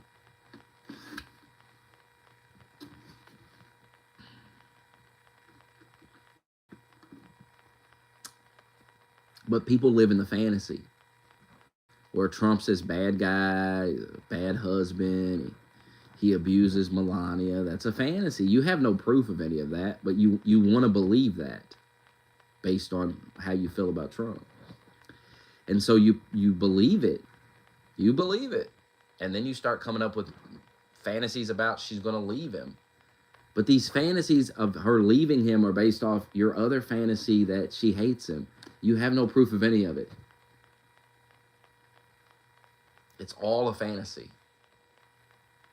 Now, the fantasy may come from some news report you read, but that news report was just a made-up news report. It's all bullshit. Where is the actual evidence that Melania is going to leave Trump? Where is any of that? There's none of it. They just talk about that all day. Yeah, all day long. Even the DeSantis people got caught up into it during the primary where they were saying the same thing. And I was telling them how stupid it was. It was dumb. You sound just like liberals. Well, now you're like, where's his wife at? Well, no. Now you're falling for that same narrative, that same fantasy. Now you're in it. It's just like thinking Trump's this racist, he's going to do all these racist things. You're falling for the liberal fantasy. There's no evidence to back up that Trump's going to do anything harmful to black people. He was president for 4 years. He didn't do anything to black people. So what's there to be worried about? Oh, he's going to hurt the gay people. Where's the evidence that he's done anything to gay people? Where's the evidence that when the man had power, that he did anything to any of these people?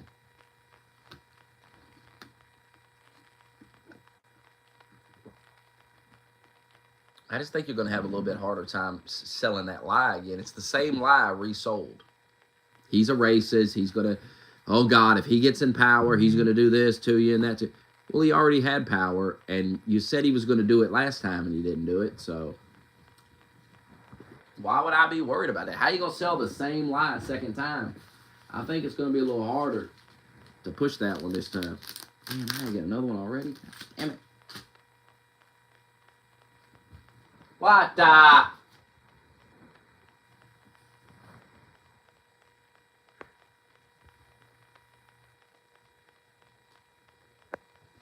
mean, they have nothing on Vance. They're scared of Vance. I figured it out this morning. They are afraid of Vance. That's what all this shit's about with Vance. Something about J.D. Vance scares them.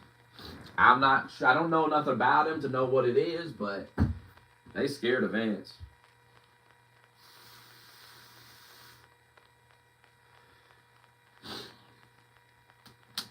They want Vance to drop out of the race. They keep pushing this rumor that Trump's going to fire him and shit. Now, you know has Trump been ever, you think Trump's going to backpedal and pick a new VP? Nah, that's not happening. Nah. He knows how goofy he'd look if he did that. He ain't doing that. There's no reason to do that. But liberals want him to do that. So that tells me they must be scared of Vance. Why else they want him gone? They want his ass out of there.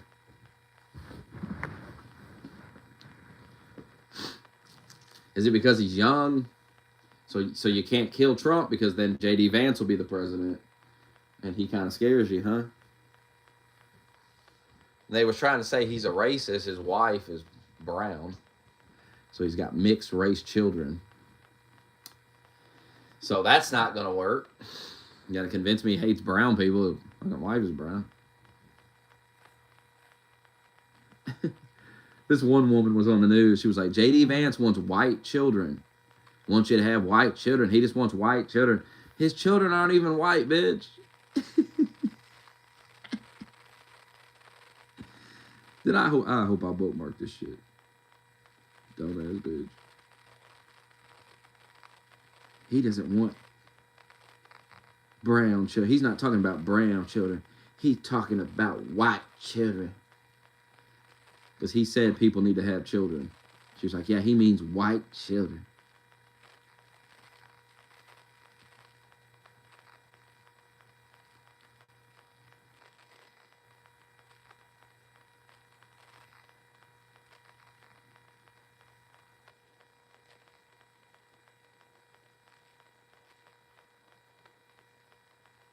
I mean, listen to Pete Buttigieg. He's a fucking dork.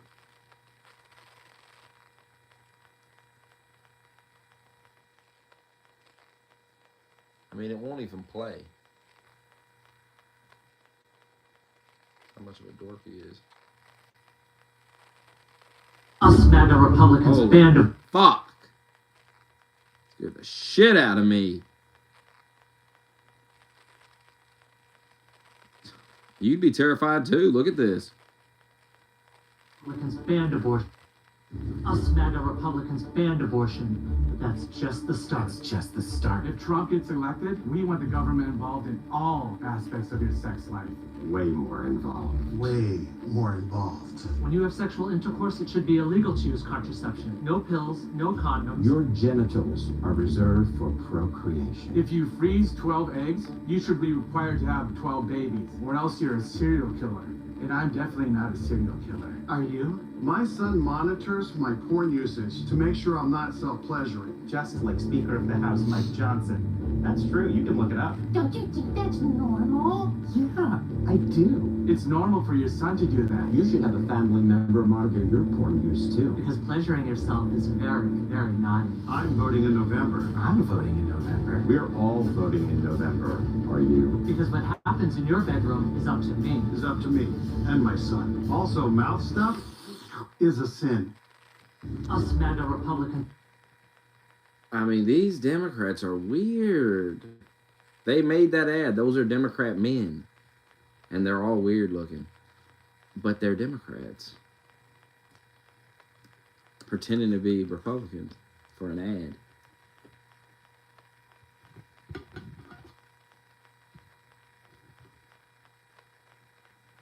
I mean, I'll take my chances with Trump. I don't know about you. I'm going with Trump. Because they're just too damn weird for me.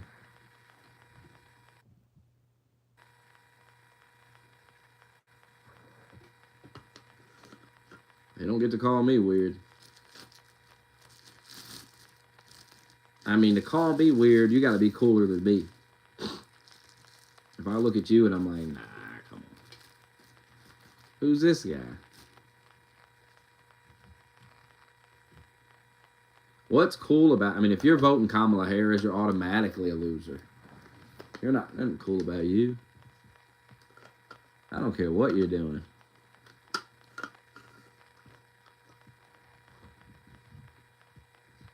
Who votes for higher gas prices?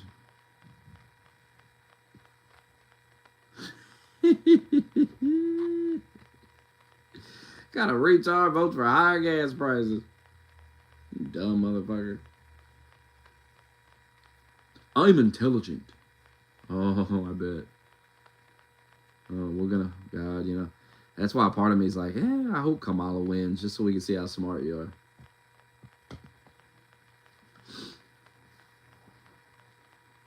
Because every time she fucks up, I'll be there to go, oh, you're real smart, huh? Tell me about how this was a good idea. See, if Kamala wins, you better hope them gas prices don't go up. And they will, because she's a goof, and she's going to do goofy shit.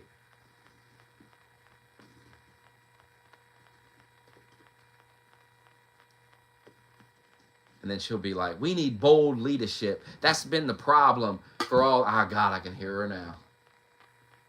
That's been the problem for all these years.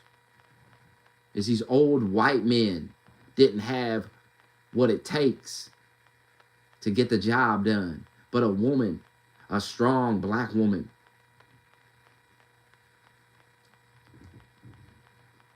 leave it to a woman to do what needs to be done. It'll be insufferable. 4 years of just, I'm a woman and I know best.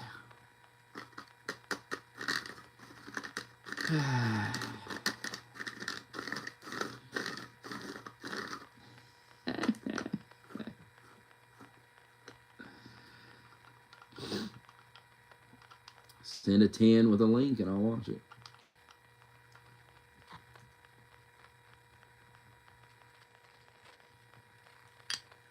Send a 10.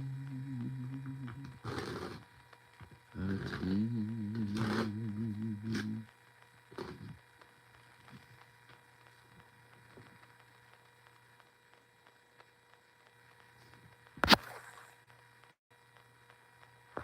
Send the 10.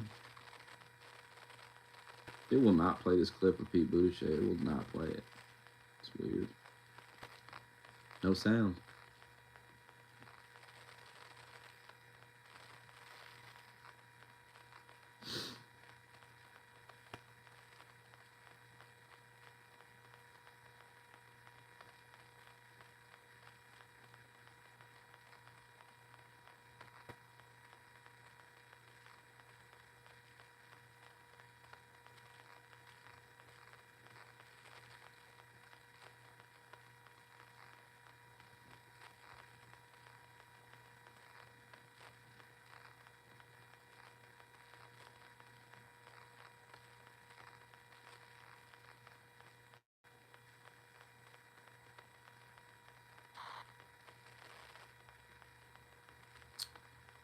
Damn, a lot of the black people didn't like the Kamala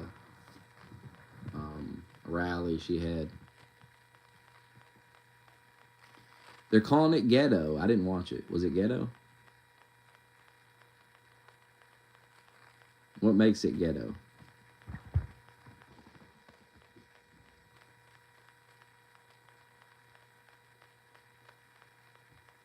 What's the... I mean, what makes it ghetto? Why are they saying this? We need T West in here. Summon T West. We need a black man to tell us what's going on.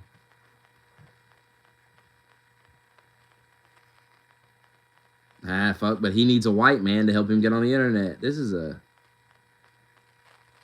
We're in a bit of a predicament. See, Dr. Disrespect made a post with a chessboard.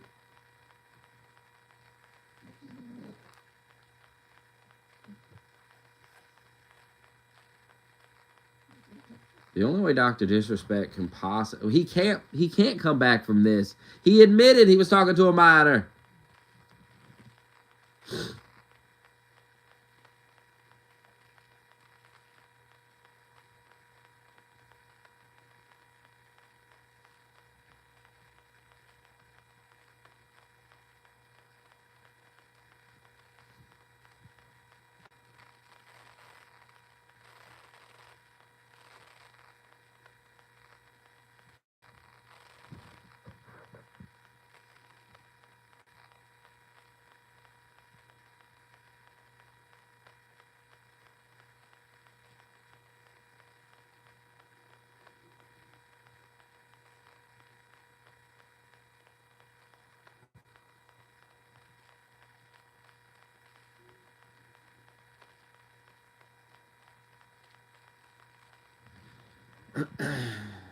Remember they was defending him?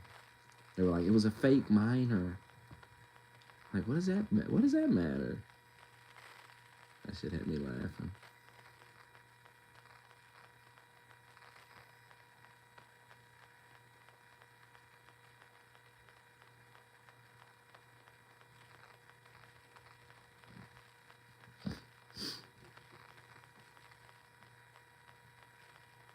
Oh yeah, I got a video to watch.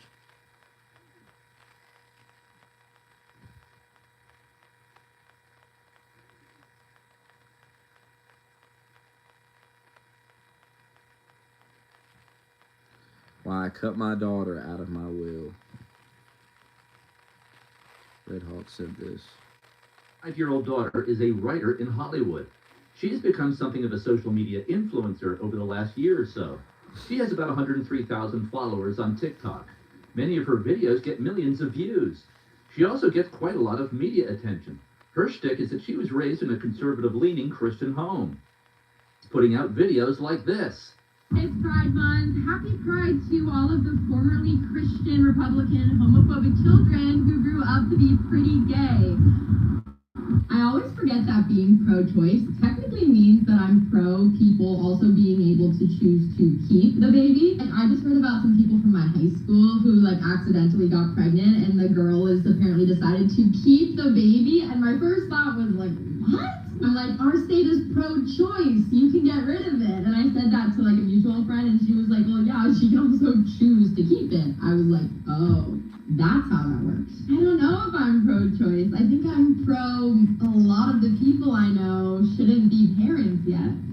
Happy Pride Month. When I was little, I was super homophobic. That bitch crazy. So I literally protested gay marriage, truly marched against it. Anyway, now I like eating pussy. She's posted more than 600 videos. Now, most of her videos are not like this. 75% of her videos are okay, though not my taste. But her channel has been moving in this new direction recently. As I move forward to this video, I'll outline my theories on what I think led to this change in her content. Betsy and I got divorced in 2005, and I actually view Maddie's videos as an attack on Maddie's mom more than on me. Mom presents herself as a hardcore Christian. Works for a pro-life organization, basically giving the middle finger to her mom with these videos. I, on the other hand, am impossible to shock. A good friend who turned out to be one of America's most famous bank robbers. so nothing shocks me.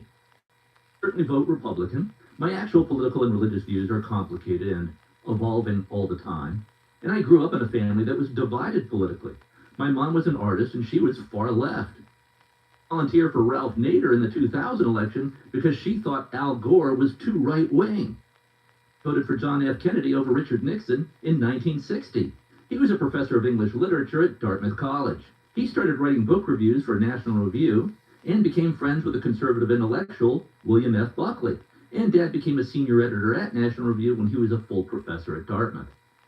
Speeches for Ronald Reagan when he was governor of California in 1968, when Reagan was sort of thinking of running for president.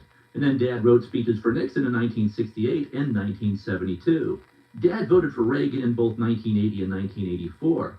My dad broke with the Republican Party over the Iraq War. He voted for Obama in 2008 and 2012. And I would also describe myself as a John F. Kennedy-style Democrat. John F. Kennedy was very anti-communist, very patriotic, pro-life, and pro-God. He would be considered a right-winger today. My political views are probably pretty much in alignment with Elon Musk's. American, I'm for what works best for the whole. Describe myself as a utilitarian, tempered by Christianity and the Bill of Rights. Maximizing freedom because freedom works best. If freedom failed whenever tried, I would not be for freedom.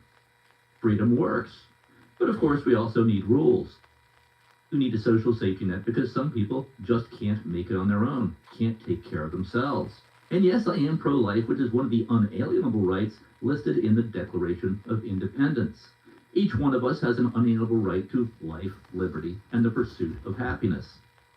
There are the hard cases. If a 12-year-old girl gets raped and is pregnant, should she be required to carry the baby to term? People would say no. The week that Maddie was graduating from Northwestern University a few years ago, I was having dinner with Maddie and her boyfriend of 3 or 4 years, a nice kid named Elijah. Here he is. Now the discussion turned to politics. He asked me how I could vote for Donald Trump. And I said I wasn't for Donald Trump in the Republican primaries. This was Scott Walker, the governor of Wisconsin. Out of the race quickly. It was for Marco Rubio. Trump blew Rubio out of the water in his home state of Florida by 19 points. I was pretty much for anyone but Trump in the Republican primaries in 2016. But I found Trump preferable to Hillary Clinton. Video here on my true views of Donald Trump. There is a lot wrong with Donald Trump, but I think he's better than anybody that the Democrats are likely to put up. It's true why she decided to become a Democrat. And it was not any kind of hostile question at all. Just curious. A theater major at Northwestern University. Did the theater in high school. She got a number of lead roles in big productions, so she majored in theater in college. Especially happy with that. Did with a degree in theater. That's what she wanted to major in. That's what she wanted to do. Or in the arts, people who are creative tend to be on the liberal left side. Creative arts types tend to be right-brain dominant thinkers, which is the emotions and feelings side of the brain. Engineers tend to be more conservative, tend to be left-brain dominant, which is the logic side of the brain. Just use math. Engineers want the systems, devices, and structures that they're working on to fit together, to work properly. They're systems people, tend to be more conservative. Elon Musk had been a Democrat. He was also an engineer. Surprising that he moved more toward the Republican side in recent years. He often says his political views have not actually really changed. That party has moved hard left. He was also a Democrat. He famously said he did not leave the Democrat Party. The Democrat Party left him. The Democrat Party has been trending left since John F. Kennedy. Continued to accelerate leftward under Barack Obama. Completely insane now. And Elon Musk seems to have the same view. Just tweets on his political views. As you can see, he did not change. The political spectrum shifted leftward. And like Elon, I'm not any kind of ideologue. Whatever works best, with a heavy bias toward maximizing freedom. And that we also need rules. A football game without rules and without referees. But if there are too many rules and referees, the game becomes unplayable. Find out what works best over time through trial and error. Essentially my political philosophy. I'm for what works. I don't care much whether Maddie agrees with me on politics, religion, or whatever. She's a theater major and an artsy type, so I wouldn't expect her to agree with me. And I have all kinds of friendships with people I disagree with on almost everything. And with Maddie and her then boyfriend Elijah, her main problem with the Republican Party was the abortion issue. Well, okay, if a woman gets pregnant, she should know whether or not she's pregnant after, say, the first trimester, and make her decision by then. And Maddie answered, well, yeah, I think she should be able to make a decision by then, before the first trimester is up. And I pointed out that that's pretty much the law in countries like Sweden and France, which are pretty much considered progressive countries. In France, for example, abortions are allowed up until 14 weeks. Two physicians must agree that continuing the pregnancy to term would present serious medical complications or threaten the life of the mother. Sweden has a similar law. And Maddie at that time thought this was acceptable. This was a couple of years ago. Now she says her view is this. I just heard about some people from my high school who accidentally got pregnant, and the girl is apparently decided to keep the baby, and my first thought was what? I'm like, our state is pro-choice. You can get rid of it. I don't know if I'm pro-choice. I think I'm pro a lot of the people I know shouldn't be parents yet. Seems to be saying here is not pro-choice. Saying she's for mandatory abortion for some people, like her friend from high school who chose to keep the baby, because Maddie thinks this person is not ready to become a parent. Refers to the unborn baby as an it, as in she can just get rid of it, as if the baby is a piece of trash. The cavalier attitude toward life is the problem here. That Maddie is glad that her mom did not have this attitude when she was pregnant with Maddie. Bill Clinton used to say that abortion should be legal but rare. Says that Maddie is making these shock videos, well, for shock value. Because her videos are very upsetting to her mom. So that's my interpretation of Maddie's new act. A dump on her mom. And she often talks in her videos about her one-night stands, her regular bouts with chlamydia, and her drinking binges. She is presenting herself as an LGBTQ plus activist. It's Pride Month. Happy Pride to all of the formerly Christian, Republican, homophobic children who grew up to be pretty gay.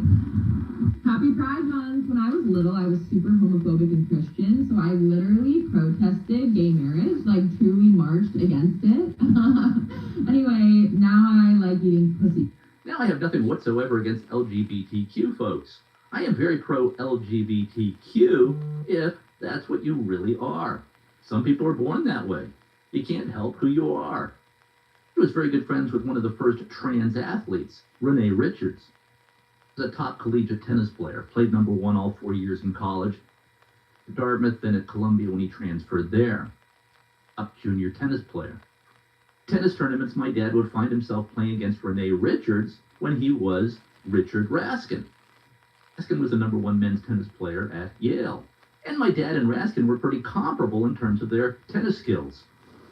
In 1976, Richard Raskin got the surgeries and the hormone treatments and changed gender to female so that he could play professional women's tennis. He thought that Richard Raskin, or Renee Richards, was doing this as something of a joke and to make a mockery of women's athletics.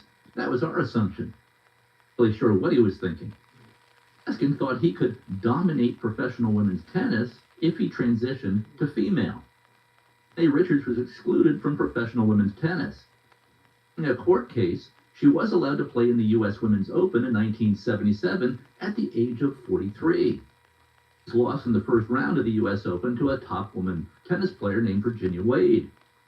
The rank that Renee Richards ever achieved in professional women's tennis was 20th in the world in 1979 at the age of 45. Raskin had made his gender transition when he was younger. It's quite possible that Renee Richards would have dominated professional women's tennis. I met Renee Richards with my dad in New York City after Richards' transition. The Yale Club for drinks and had dinner.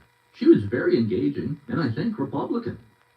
Nothing whatsoever against LGBTQ people, including trans people. If you're an adult and want to change genders, have at it. I don't think this idea should be introduced to children by the public schools. And I don't think males who transition to female should be allowed to compete in organized female sports because they have obvious biological athletic advantages, even with the hormone replacements. I think Maddie is really LGBTQ, putting on an act. she posted last December.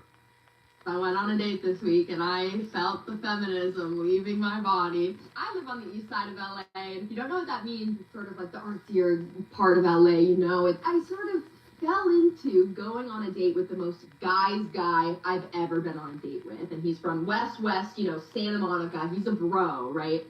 A guy's guy is usually not my type. Like, I cannot remember the last time that I went on a date with, like, a straight bro, you know what I'm saying? So, I'm on this date with this guy, and the thing about a guy's guy is he's putting his card down. He's paying for everything, and I really it sort of activated something feral in me, I'm not gonna lie. We went to, like, another bar, and he was gonna go to the bathroom, so I was getting prepared to pay for our drinks, because he's been paying all night. Of course I'm gonna pay for the next round, but as he's going to leave for the bathroom, he turns to me and he hands me his credit card, and he goes, "Here's my card, get us whatever." It might be time for me to get away from all these, you know, liberal snowflakes on the east side. Doesn't sound very LGBTQ here. LGBTQ shtick is an act, a canard. Anyways, this video by Maddie blew up on conservative media. It was talked about on Fox News and everywhere. The video came across my feed on X, so I sent her this text message. Check out my post above. User on X has screen captured your video from TikTok. It then randomly came across my feed on X. Answers. Saw that. Nice. So funny. LOL. I do a little searching. The conservative podcaster Matt Walsh has done a video on Maddie's video. Into that with a note that says, "Your video has gone viral on X." And others have reposted. Haha, I think it's awesome. He answers, "Oh gosh, here come the Republican hate comments. The Matt Walsh video is making me a joke." Answer, "No, don't worry, it's fantastic." And on my Facebook page, "We'll be a few jerks." Answers, comments are nicer. "I just wanted people to be able to take a joke. I thought it was a funny story." I was not at all a fan of Maddie going to Hollywood and trying to make it in the entertainment biz. I was doing it, I very much wanted to encourage her and help her succeed in any way that I could. I certainly would have much preferred her to get a job on Wall Street and marry some hedge fund guy. It wasn't the route she wanted to go. Determined to make it in Hollywood. Very much like this video. Text message, quote, "Posted an entire podcast on you. Wingard has 2.6 million followers on X. The hero among conservatives now. Barely, but I think it's great. You've stirred the pot. Inside anyone's box, and I love it." Cheers. "Haha, thanks, Dad." And goes on. "I hope you don't get any hate from this. I say no, everyone loves it." Says, "Haha, okay." I also sent her a link to Tim Pool's podcast on it. Tim Pool is a right-of-center podcaster, and he loves it. Maddie answers, "Perfect." Adds, "You can tell people we've been seeing each other for a little bit now. The guy." I answer, "Okay, he sounds good." The conversation continues. I tell Maddie, "Your video was on Fox News' Jesse Waters show." He answers, "Stop, OMFG." She's of course very excited. Screenshot her video on Jesse Waters. Someone sent me this. "Jesse Waters ran your video. YouTube when it's available." Maddie answers, "Stop, no way. Send pic, no way." They're very excited. "Sir, I didn't see it. It's not up on YouTube yet. I'll get it." Maddie answers, "Oh God." I answer, "I just saw it. It's awesome. Share it off YouTube when it's up." Telling me you're everywhere. Facebook page and read the comments. And the conversation goes on. Writes, "Where did you get your Benihana shirts printed? I want to print merch for myself." This is all happening around Christmas of 2023. The kids were convening in Illinois for Christmas. Writes, "What time is dinner? 7? And here we are." Then in January, she writes, "My friends and I made shirts." Me photos of her and her friend wearing the shirts with pictures of Maddie's media appearances on the shirts. Happy their guys guy video went viral on conservative media. The feminism leave her body. I went on a date this week and I felt the feminism leaving my body. Sort of fell into going on a date with the most guy's guy I've ever been on a date with. It might be time for me to get away from all these, you know, liberal snowflakes on the east side. Forget about all those liberal snowflakes. Seems to be trumping ideology here. As if I can send the media file to the Fox News Jesse Waters piece on her video. Honestly, Maddie and I were getting along very well. Said I was not at all thrilled with Maddie's choice of a Hollywood career path. If he's going to keep putting up videos in this vein, that would be fine with me. I continue to encourage it and promote it any way I can. But it seems like she was getting some blowback from her usual fans because she started saying that her video was just a joke, a parody, or she had checked out this guy's political leanings before going out on a date with him and distancing herself from this video. Who knows?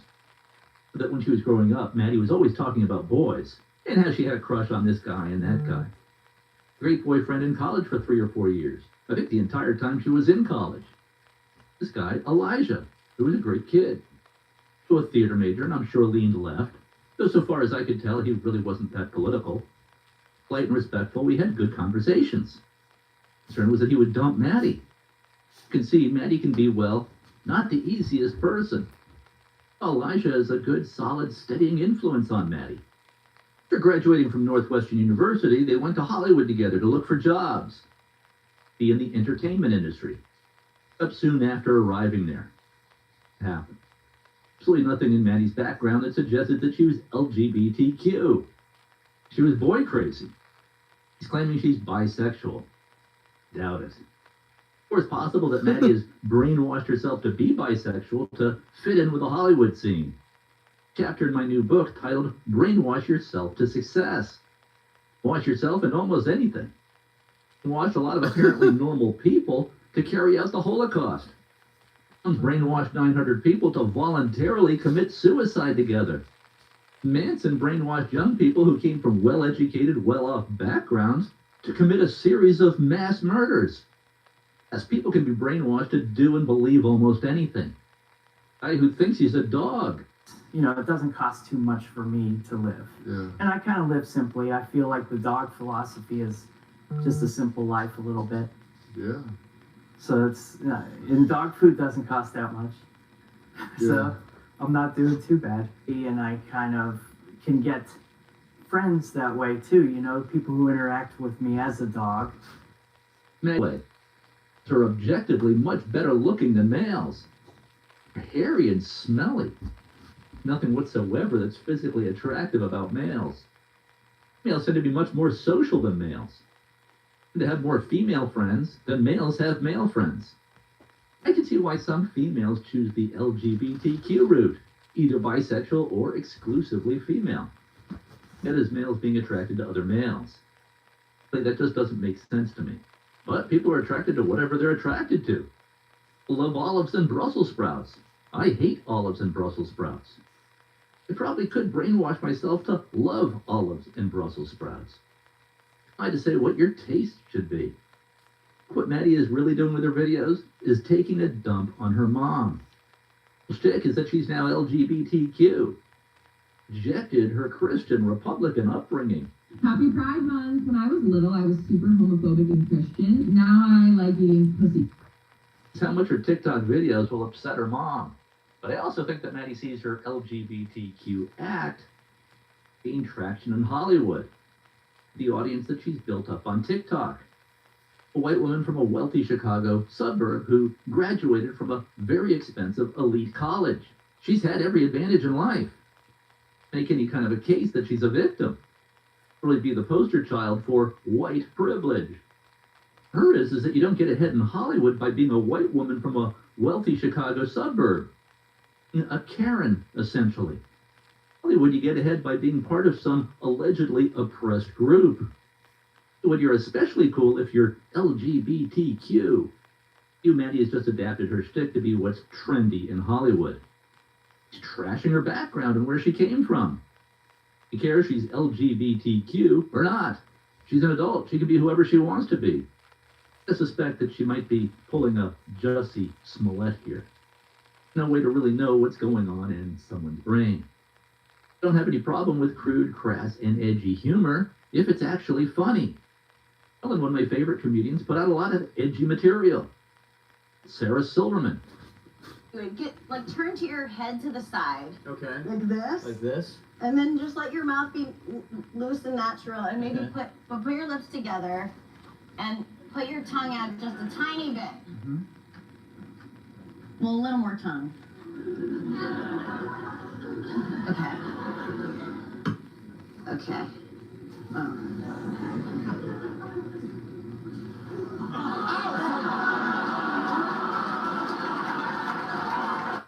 That's pretty funny.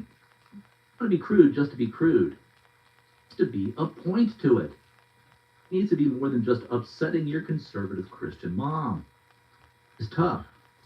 Anyway, I admire Maddie's guts. She puts herself out there.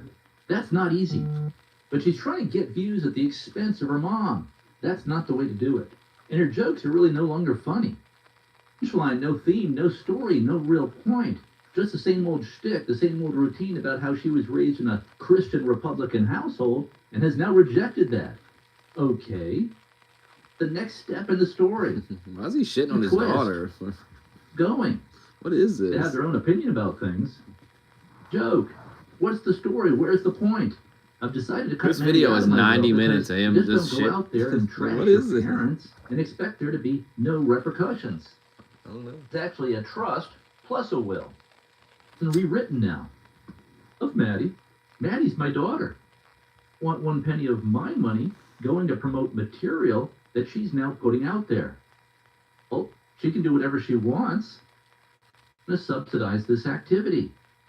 Maddie getting a multi-million-dollar inheritance, using that money to start a nonprofit organization dedicated to helping kids from low-income and disadvantaged backgrounds gain the skills, work ethic, character traits, and strategies that they need to succeed in life. One of these strategies, one of the rules, is to never burn 20 bridges bucks. with those who can help you. Get the hand that fed you. Followed this rule with people I didn't think much of. Employee once who was not especially competent. Hired him a few times. Well-meaning kid, so I kept him on, hoping he would get better. Well, he did leave my company for another opportunity. Think about that. My 25-year-old daughter is a writer in... Oh, what the fuck?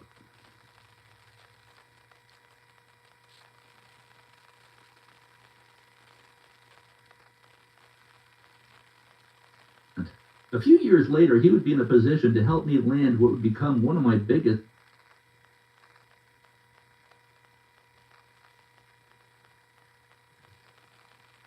You just don't go out there and trash your parents and expect there to be no repercussions. Look, it's actually a trust Damn it. plus a will. Been rewritten now. Love Maddie. Maddie's my daughter. Want one penny of my money going to promote material that she's now putting out there. Oh, she can do whatever she wants. Gonna subsidize this activity. Maddie getting a multi-million-dollar inheritance, using that money to start a nonprofit organization helping kids from low-income and disadvantaged backgrounds, skills, work ethic, character traits, and strategies that they need to succeed in life. One of these strategies, one of the rules, is to never burn bridges with those who can help you. Fight the hand that fed you. And followed this rule with people I didn't think much of. Well, I condemn Employee what? once who was not especially competent. Fired him a What are few you times. talking about? Well-meaning kid, so I kept him on, hoping he would get better. Well, he did leave my company for another opportunity. Think about that. Some luck, and I Damn, what gave him a happened? recommendation. Kid, just not especially competent. That's fucked up. Years later, he would be in a position to help me land what would become one of my biggest clients. The one who hired us ended that we be hired. Recommendation that we be hired ended up producing millions of dollars in fees. He did turn out to be pretty good at what he does. His strength is sales and public relations. Good in the position we had him in. Detail-oriented. Where are you seeing The that point at? is, never burn bridges. With people who can help you. Burn bridges even with people you don't think can help you. Really don't want to burn bridges with your parents. Dumb. You never know when you're going to need your parents to bail you out of something. You're going to suffer a health crisis, something like that. Get into some jam that you're going to need help getting out of. Just not follow this rule. Instead, she turns against her parents if she's not finding them immediately useful. She's outgrown her parents, doesn't need her parents anymore. She's using her parents as punchlines for jokes, but the jokes aren't very good. Maddie lives in the now. She has trouble looking 2 or 3 moves ahead on the chessboard. Some of you will be familiar with previous chapters in the story, but for those of you who are new to this, here's a quick recap into her more recent content, which includes all-out attacks on her mom, issues with my ex-wife, obviously, because we got divorced, certainly chagrined by Maddie's multiple and many-staged video attacks on me, but then she turned on her mom. That behavior is truly insane, mind-boggling even. Mom actually thought Maddie's video attacks on me were funny. Maddie's video attacks on her mom are funny at all. I see no humor in it. My mom, throughout my childhood, had 9 different boyfriends. Never really mattered what I did though, because these men would always just dump my mom when they realized she had a lot of credit card debt. This happened so many times that I developed a Pavlovian response to the show. Except instead of, oh, I hear a bell and expect food, I hear, somebody's trying to fuck my mom. It's just the sound of Adina Menzel brought me back to that time where I caught my mom in the shower with bald paw. Yeah. It's possible that Maddie will refine her style and become the next Phyllis Diller or Sarah Silverman. That's possible. There's about a 0.001% chance that Maddie will succeed as a comedian. You do need to be in the top 0.001% of comedians if you're going to succeed as a comedian. If you're not in that top 0.001% of comedians, you're going to be living in poverty. Most comedians live if they don't have another source of income. Be a comedian for a hobby, very tough to make a living at it. And of course, many comedians end up dead at a very young age. The great Lenny Bruce died at age 40. Chris Farley died at age 33. John Candy died at age 43. And the list goes on. People who made it to the very top of the comedy world. This is a very tough business. Some of you might wonder, why make a video about this? Pick up the phone and talk with Maddie. Sit down and have a talk with her. Certainly have done that, but she's cut off all communication with me. This is my way of communicating with her. If Maddie is too far gone, perhaps this video will help parents make the right choices when raising their children. Really, Betsy and I made a lot of wrong decisions when raising Maddie. They have 2 pieces of advice for parents. Allow your children to have social media accounts until age 18. It is a drug, dangerous and as addictive as crack cocaine. Allowing your child on social media, you might as well be giving your child a crack pipe to smoke. Like other dangerous drugs, social media rewires the brain. Hits to the brain are created by views and reactions. The things that you do and say, the more views you get. Incentivized to say and do crazier and crazier things. I just put up a video by a kick streamer named Natalie Reynolds that shows where this leads. Millions of views if I go into a restaurant at the Ritz-Carlton, jump up on the table, and take a dump on someone's steak dinner. But there's no talent in that. Kids and young adults are doing things like this for views. Is throwing her mom under the bus for views. And reactions to your videos are the drug. To increase the number of views, to increase the number of eyeballs on the social media platform, on the computer screen, it incentivizes the most outlandish and dangerous behavior. Media changes people. The brains of young people whose brains are not yet fully formed. She was nothing like she is now before she launched her TikTok career. Maddie changed and changed drastically after she launched her TikTok career in 2023. I think it should be illegal, against the law, for anybody under the age of 18 to have a social media account. The second piece of advice is to homeschool your children. If you send your child to a public school, you are allowing others to raise your children. Other people who you are allowing to raise your children might have very different values than you have. They're raised mostly by their peers, the people they hang around with. Very little influence over your child after your child heads off to school at the age of 6. So homeschool your children. Do not send your child off to an elite or so-called prestige college or university for a specific purpose, like to become a doctor or an engineer. Because so-called elite colleges have become political indoctrination centers. Also true for the public schools down to kindergarten. The skill that you need to succeed in life can be learned for free online, cheaply at your local community college. It makes very little sense anymore to pay $350,000 just to get a sheet of paper from a so-called elite college. You wasted the $350,000, but you've also wasted 4 years of your life that could have been used learning a marketable skill and building a business. Is a perfect illustration of this. Stories like hers are very common. It was never an easy child. It's one of the most difficult of our 4 children. Also had a spark that I loved and still love. Still has that same spark. Misdirected in my view. I am talking with Maddie when she was about 9 or 10 years old. We have with us here Maddie Hart. She is a YouTube specialist. How many videos, Maddie, do you have on YouTube now? About 54. And what is your goal? One day I want to be a partner. What does that mean? It means you get paid to make videos. So, Maddie, I'd like some more YouTube insights and clarification. What is the difference between a subscriber and a viewer and a friend? So, you have about 300 subscribers, but how many viewers of your videos would you say you've had so far? I have several thousand views on my videos, several thousand views on my channel, and like 500 friends. Discovered YouTube.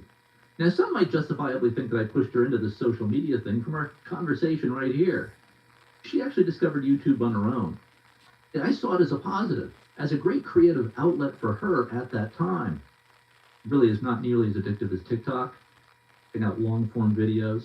TikTok is on a whole new level of addiction. A few minutes on TikTok, it's very addictive. Certainly did encourage her YouTube hobby when she was young. Or encouraging creativity. My living as a creator. Create advertisements. Maddie's videos as a kid were actually very good. Of character and creativity. I remember telling Maddie, you know what I love about you, Maddie? Dad, she would ask. You're a doer, I would say. It became kind of a theme throughout her childhood. Trying out for lead roles in plays. And getting them. I would say to her sometimes, hey, Maddie, are you coming to breakfast with us this morning? No, Dad. She'd say, I'm going snowboarding with some friends in Wisconsin. She had never snowboarded before. She was always trying new things. She was not a sit-around-the-house kid. A doer. A doer. A great energy. Right now, it's badly misdirected, in my view. From my previous video, some of you are going to be familiar with the basic outlines of this story. Be faceted and many-layered. Cap here some of what appeared in previous videos. Quite a bit more detail. Some closing thoughts on how I think all this happened. Weeks after her video about her date with the bro's bro, the guy's guy, about how she could feel the feminism leaving her body, launched her first in a series of viral video attacks on me, her dad. Just completely out of the blue because we seem to be getting along very well. Getting along great for many years. This video attack on me got 8 million views just on TikTok. Tens of millions of views across other platforms. It was picked up by all the big social media influencers and creators.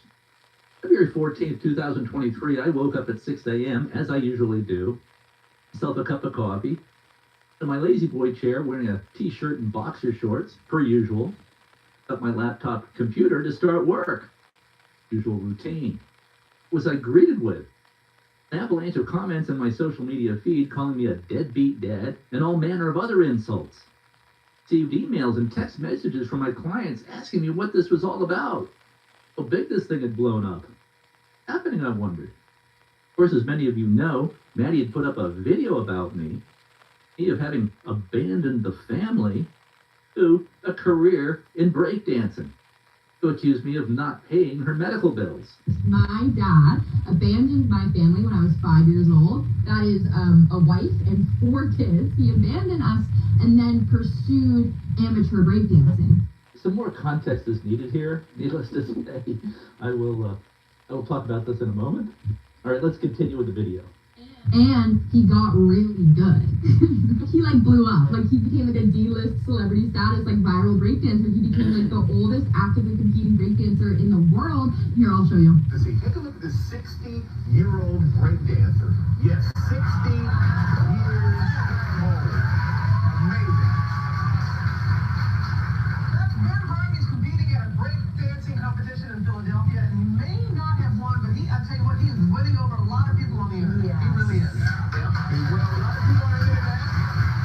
This guy wouldn't pay my medical bills. That is not true. More on that in a minute. This guy wouldn't pay my medical bills. That is not true. More on that in a minute.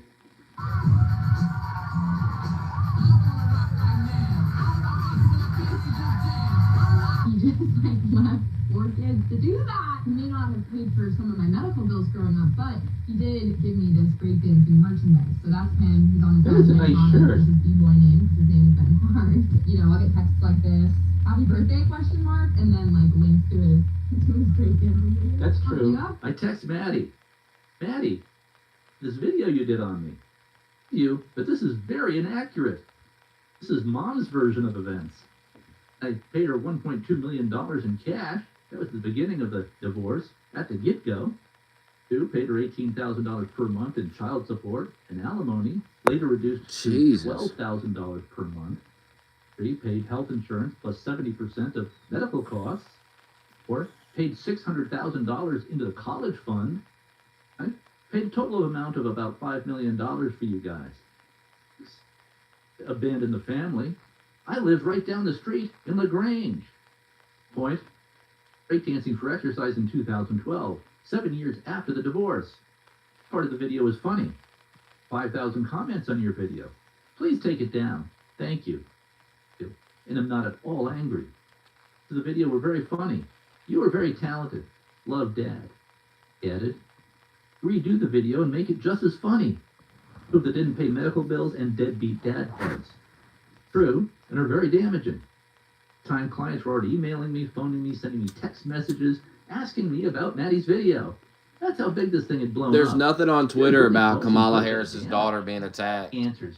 So unless you can Sorry, provide Dad. evidence of that, I'm going to ban You'd you for appreciate wasting the my free time. Publicity and viral views. I guess you would think that small YouTube channel, but I have a professional life. Me is just a hobby. For example, I put up this advice to teens video series starting about 12 years ago for my kids to watch when they were growing up. These videos did very well. Why I learned algebra video got 180,000 views, for example. Putting up videos like that on my YouTube channel. Continues, quote, "It's an objectively funny story that you left and started breakdancing. I harbor no ill will. Called you a deadbeat dad. I just made light of what was ultimately a pretty tragic situation growing up. That dad was very hard, but now I've found humor and lightness in it. What is? True that Maddie never actually called me a deadbeat dad in her video. Said I didn't pay medical bills, which is not true. Overwhelming interpretation of this in the 5,000 comments on her video. It's a deadbeat dad who had left the family to become a breakdancer. Just not true that she grew up without a dad. I lived just down the street. Her and her siblings all the time." It was on. Extremely ugly divorce and very sudden. A way more exposing both you and Mom. Malicious. To harbor any anger or bad feelings.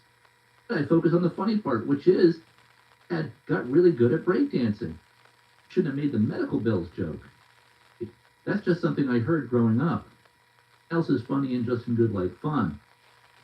And it's interesting that she does say that she just heard from her mom that I was not paying medical bills. Back to that later. I think Maddie's mom, my ex, Betsy, who fueled this entire fire, part in pushing Maddie in this direction. See, Maddie's mom, these videos about me were funny. She basically doesn't know what to believe because her mom, my ex, lied to her throughout her entire childhood. The fact that Maddie saw the hypocrisy in her mom, being the supposed hardcore Christian conservative, saw nothing in her mom that suggested that her mom was living in accordance with any Christian principles. Her mom is a phony and a hypocrite. Maddie moved in a different direction, rebellion against her mom, in reaction to her mom. Back to this. The conversation goes on, and I'm very good-natured about it. I say, quote, 50% of it was fine, but abandoning the family and not paying medical bills will really hurt me professionally. Appreciate it if you will just take this down and redo it.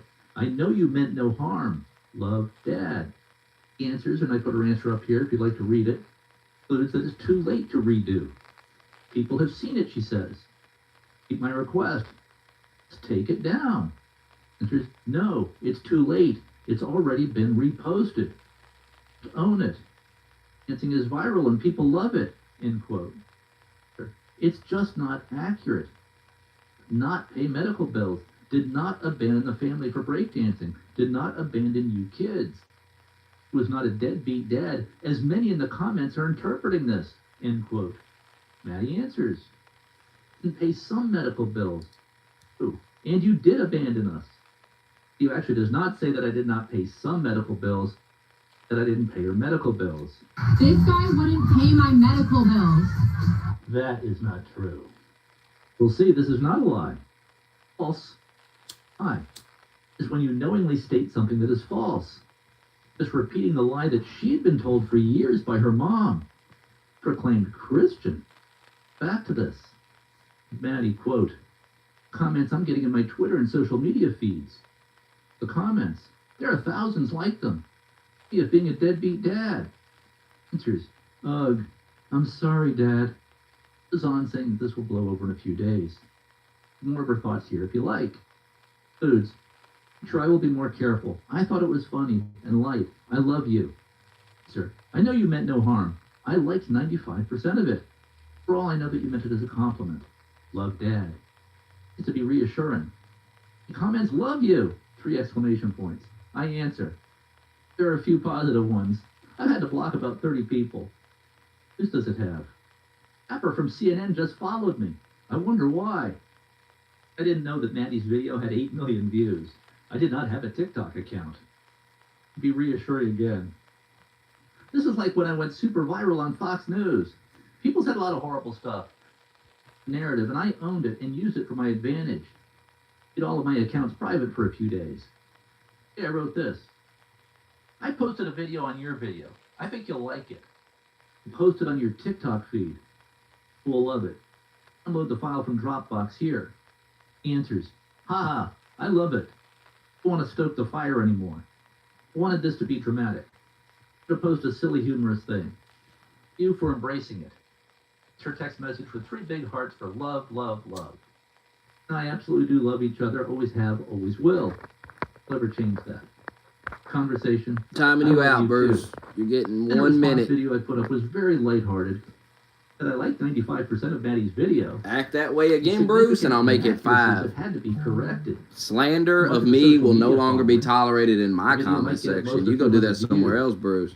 The purpose for posting it was for people who were asking me about Maddie's video. I want you. I'm gonna pull you out of that fantasy, Bruce. I'm gonna pull you out by force. Get out of the fantasy, Bruce. For my relationship with Maddie had remained very good. If you, when you come out of that timeout, if you insinuate that I endorse political violence one more time, I will permanently ban you from my stream. Is that clear, little boy? Clearly not at all threatened by my response video at this You're gonna act like you got some sense in my stream, little boy. I thought it would just get a few hundred views. If you want me to treat you like I'm your daddy, then I guess I will.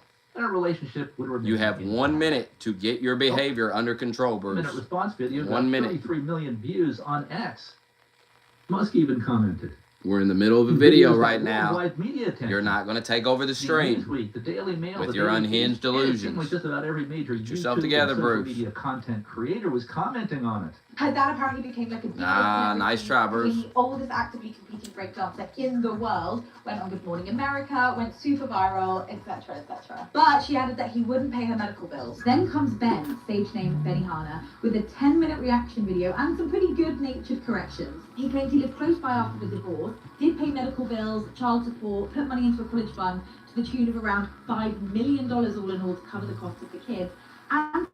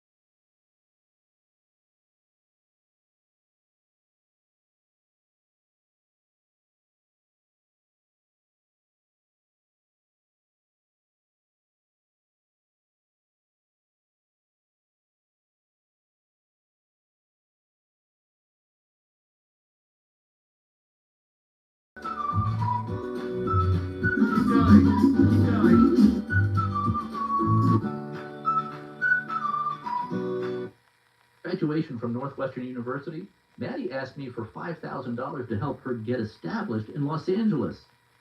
Well, adult startup money. To become a screenwriter in Hollywood. I was no fan of this career path at all, but this is what she wanted to do. And like, bro, you came in here acting like Kamala Harris' daughter got sniped at by a sniper like Trump. When you look into it, the fucking guy was fucking with the license plate of one of the security guys' cars, and he was quickly dealt with. She was in no danger at all. So you come in here making it act like it's this immediate emergency. We need to condemn. Of course I condemn political violence, you fucking retard. Been condemning it all fucking week, months, years. Where you been when you was downplaying Trump getting shot at? Why don't you get back to your unhinged theories on Trump not being shot as you try to pretend we're fucking, I mean, good Lord. Stop projecting yourself onto me all the time. it's a theater major at Northwestern University. And that's why it's not all over Twitter, because it's a nothing. Nothing happened. She was not attacked. Through middle school and high school, had a YouTube channel, role in a number of big productions, in the direction she was determined to go all of her life. Also very good at sweet-talking me. Reluctantly agreed to give her the... Yes, the Secret Service sucks. We're well aware. I don't know if you've noticed, we've been discussing it for weeks now. $1,000 for adult startup money. Stupid, I know. A tough time saying no to my daughters. Common for divorced dads. Trouble saying no to our daughters. Gave her another $2,500 to help her buy a used car, a Ford Fiesta. Also pitched in $2,500 to this car. I think the car was $7,500, so I think Maddie paid the balance. She really got $10,000 in adult startup money right after graduating from college. Also co-signed a lease for her on her apartment in Los Angeles. Repeatedly warned her that Hollywood and the entertainment industry is just a horrible business. See, at the very top, like Steven Spielberg or Tom Cruise or someone like that, you're going to get treated like dirt, and the pay is horrible unless you reach the top 1% in the entertainment industry. Insisted that's what she wanted to do. Summer of 2022, she landed a job as an assistant writer at a major streaming company, TV show for a big-name director. She tells me how thrilled she is about that. Writes, Dad, I'll call you later, but I have some big news. I got a new job. It's an amazing opportunity. Really hard to get. Assistant in a writer's room for a new TV show. Horrible, but the opportunity is amazing. Climbing the ladder. Answer, wow, that's great news. Give me a call. I include here some more text that you can read if you want to pause the video and zoom in. I love you, I miss you. When can we talk on the phone? So the requests for money were constant. Dad, can you send me money for groceries? Ask, I'm missing 5 days of work to recover from strep throat. Money while I'm sick is tight. Pay for these assistant writers is hourly, so if you miss work, you don't get paid. Sure, I'll send you some. Reinstall my app because I reset my phone. Says, thanks, Dad, I really appreciate it. Losing a week of work is awful. Usual, a love you sticker or emoji from Maddie.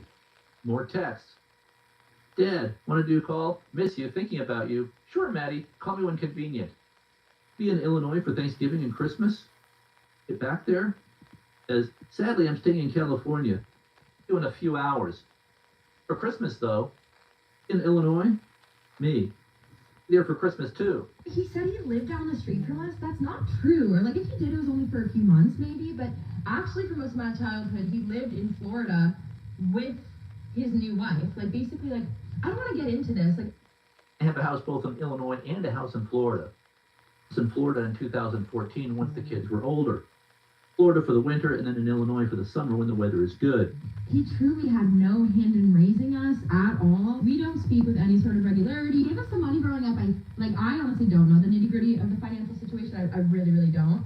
But I do know that several times I've asked him for financial help with medical expenses, especially in college, and he wouldn't help me. The bottom line is this guy was a completely absent father. Who here has daddy issues? Requesting $300 for a tapestry that she wanted for her apartment. Hey, Dad, 3 exclamation points. So I want a specific fabric tapestry. It forever. My room so badly. 2 exclamation points. It's $300. Think you would be willing to get me for Christmas instead of the usual check? And I, of course, sent her the $300 for the tapestry. Here we are making plans for all the kids to get together for Christmas dinner on Christmas Eve at a steakhouse. This is in 2022. You can see here my relationship with Maddie was very good. The idea that Maddie keeps putting out there in her comedy routine and on her TikTok videos that we had no relationship or a bad relationship is just beyond preposterous. Completely made up fiction. He wishes me belated birthday. Quote, happy birthday, Dad, 3 exclamation points. A calendar wrong. I hope you had the best day ever. Did you do anything for fun? I write back, thank you, Maddie. Out for dinner. Nothing much. Still doing well. Love you. I expect my kids to remember my birthday. Did kind of make a big deal in her video out of the fact that I wished her a belated birthday. You know, I'll get texts like this, happy birthday, question mark, and then like links to his birthday. We don't speak with any sort of regularity. He doesn't know when my birthday is. Like, as you guys saw in the video I posted, he got it wrong. Idea that I forgot her birthday, which is not quite true. Maddie sending me a text message in March of 2023, blew out a tire on her car and broke a rim. Cost her $700 to replace. Already spent quite a bit of money on her car and her living expenses. I'll send you $200 early for your birthday. Then maybe Mom can send you a bit. Love, Dad. Actually did remember her birthday. Her mom sent her $200, so then Maddie would have to pay the balance, which would be $300. Actually did get $400 for her birthday from me and her mom. Did forget to wish her happy birthday on the actual day of her birthday. Did wish her a belated birthday. I'm a writer, and I spend my day zoned out in writing projects, and I often forget what day it is. And by the way, when I was growing up, I don't think my dad ever remembered my birthday. Not once. Did remember birthdays.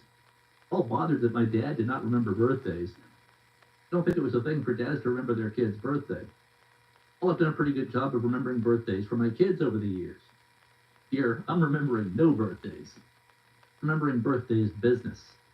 Because my relationship with Maddie was very good, as it was with all of my kids.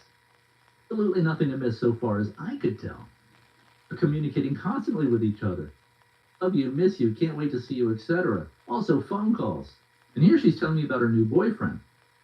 Quote, here's a video of the musician I'm seeing. With a big music label. Music is his full-time job. Me. What's his name? Maddie. Liam. Me. Can I look up his music on YouTube? Maddie says, yeah. Me. Wow, he's getting lots of great comments, too. Occasion here that Maddie is LGBTQ. Part of Maddie's stand-up act about him. Don't date a musician unless you are ready to have access to an extremely intimate portrait of what their last relationship was like. I spent 2 hours the other day listening to 3 full-length albums about what it was like for this man to fall in love with his previous girlfriend. That lyric, I will be in love with you forever. Was that just kind of catchier than saying for 2 to 3 years? Was that was like a syllables thing, right? No, I love it. I love your music, your art. It's so good. I noticed that the song My Perfect Soulmate came out a year before we matched on Hinge. so kind of the math isn't Really like her stand-up act here. I think it got 1.5 million views or something like that on TikTok. Here, Maddie tells me she's got another video going viral. These conversations are in 2023 and are just constant. You can see no problems whatsoever with Maddie's and my relationship. Don't know how it would be possible to have a better relationship than this. The Hollywood writer's strike last year that started in May of 2023. Here are some text conversations about that. And she lost her job while the writer's strike was in effect. And the strike lasted about 5 months. And that she needed more money, or she'd be thrown out of her apartment, and she'd have no choice but to return to Chicago. I thought it'd be great if she would return to Chicago. Here in better than Hollywood. Agreed to give her $200 a week while the strike was going on. But I also insisted that she needed to find other work. Temporary work would be good. Started a dog walking biz to bring in some extra cash during the writer's strike. And she sends me texts and photos about that. Gives me Happy Father's Day with 3 hearts for love. Gives me a photo of her wearing a Benihana t-shirt. Breakdance stage name. The writer's strike was when she decided to focus on her TikTok career. Began a series of job interviews. Informed about her job interviews, and I kept sending her the $200 per week. I did a job interview with Netflix, and they put her through several rounds of interviews. And I advised her, keep in mind they're going to check your social media posts. I want to delete the more edgy stuff. Nah, her posts are helping her, not hurting her. For her TikTok posts are more along the Sarah Silverman style, crazy dating stories. Some of her posts, others not so much. 24-year-old adult. All I can do is advise. Finally lands a job at Netflix. It doesn't start till August 1st, so she still says she needs $200 a week. That being $200 per week for about 10 weeks. Very happy she landed this job. It's what she wanted. While waiting for her Netflix job to start, she sent me a text saying she loves my Facebook post about her Netflix job. That video that I did with her when she was 9 or 10 years old. And I love that Facebook post. That video is so cute. Do you have it anywhere that you can send it to me? So I sent it to her by way of Dropbox. Look to you like we're having any problems with our relationship? Did this sound to you like I was a deadbeat dad who abandoned his kids? However, just because she was working at Netflix does not mean that a request for money stopped. I sent her $750 for some kind of medical issue that wasn't covered by health insurance. Still paying for it. I was also still paying for it. This bitch is always need money for like the doctor. Who goes to the doctor this much? Who is sick this fucking much? She be lying just to get money. She's $750 for a medical bill. How much doctor you need to go to, bitch? Damn. There's been like 3 or 4 different doctor bills. At the other streaming service. The Hollywood entertainment industry is so woke left, but then they don't provide their workers health insurance. They pay them crap wages. Keep them on hourly wages for as long as possible so they don't have to treat them as full-time employees, don't have to pay for health insurance. Left Hollywood is the epitome of slave labor sweatshop working conditions. I warned Maddie about this, but she chose this path. She's also sending me bills for medical expenses, some of which were Maddie's. Remember, Maddie was under the impression that her mom was paying all her medical bills. The text Maddie sent me when she was lobbying me for the $200 per week during the writer's strike says, quote, Mom is doing medical and car, but I am really hoping you can support me during this insane time. No, I was not paying Maddie's medical bills. I paid $2,500 toward the car. Split car repairs with her mom. Now, Maddie was on Mom's health insurance, but I was paying for it. The kids were on Betsy's husband's health insurance policy from his employer, paying the portion for the kids. And I was paying 70% of out-of-pocket medical costs. Almost every month, her mom, Betsy, was sending me bills for unreimbursed medical expenses, including psychological counseling. Apparently, Maddie's mom represented to Maddie that she was paying for Maddie's medical bills and to approach Dad for more money. I was paying for the health insurance plus 70% of unreimbursed medical bills for Maddie. Maddie's mom was misrepresenting who was paying what to Maddie. On occasions, I asked Maddie's mom about the bills she was submitting to me for Maddie's psychological counseling. One set of bills that Betsy submitted to me were for grief counseling for when Maddie broke up with her boyfriend from college. They're named Elijah. They went to Hollywood together because he was also a theater major at Northwestern.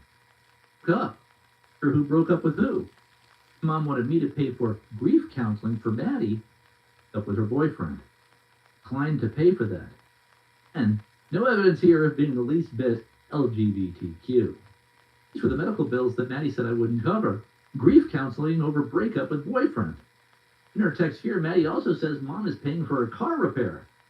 Also hit Maddie's car, so I paid $500 toward that.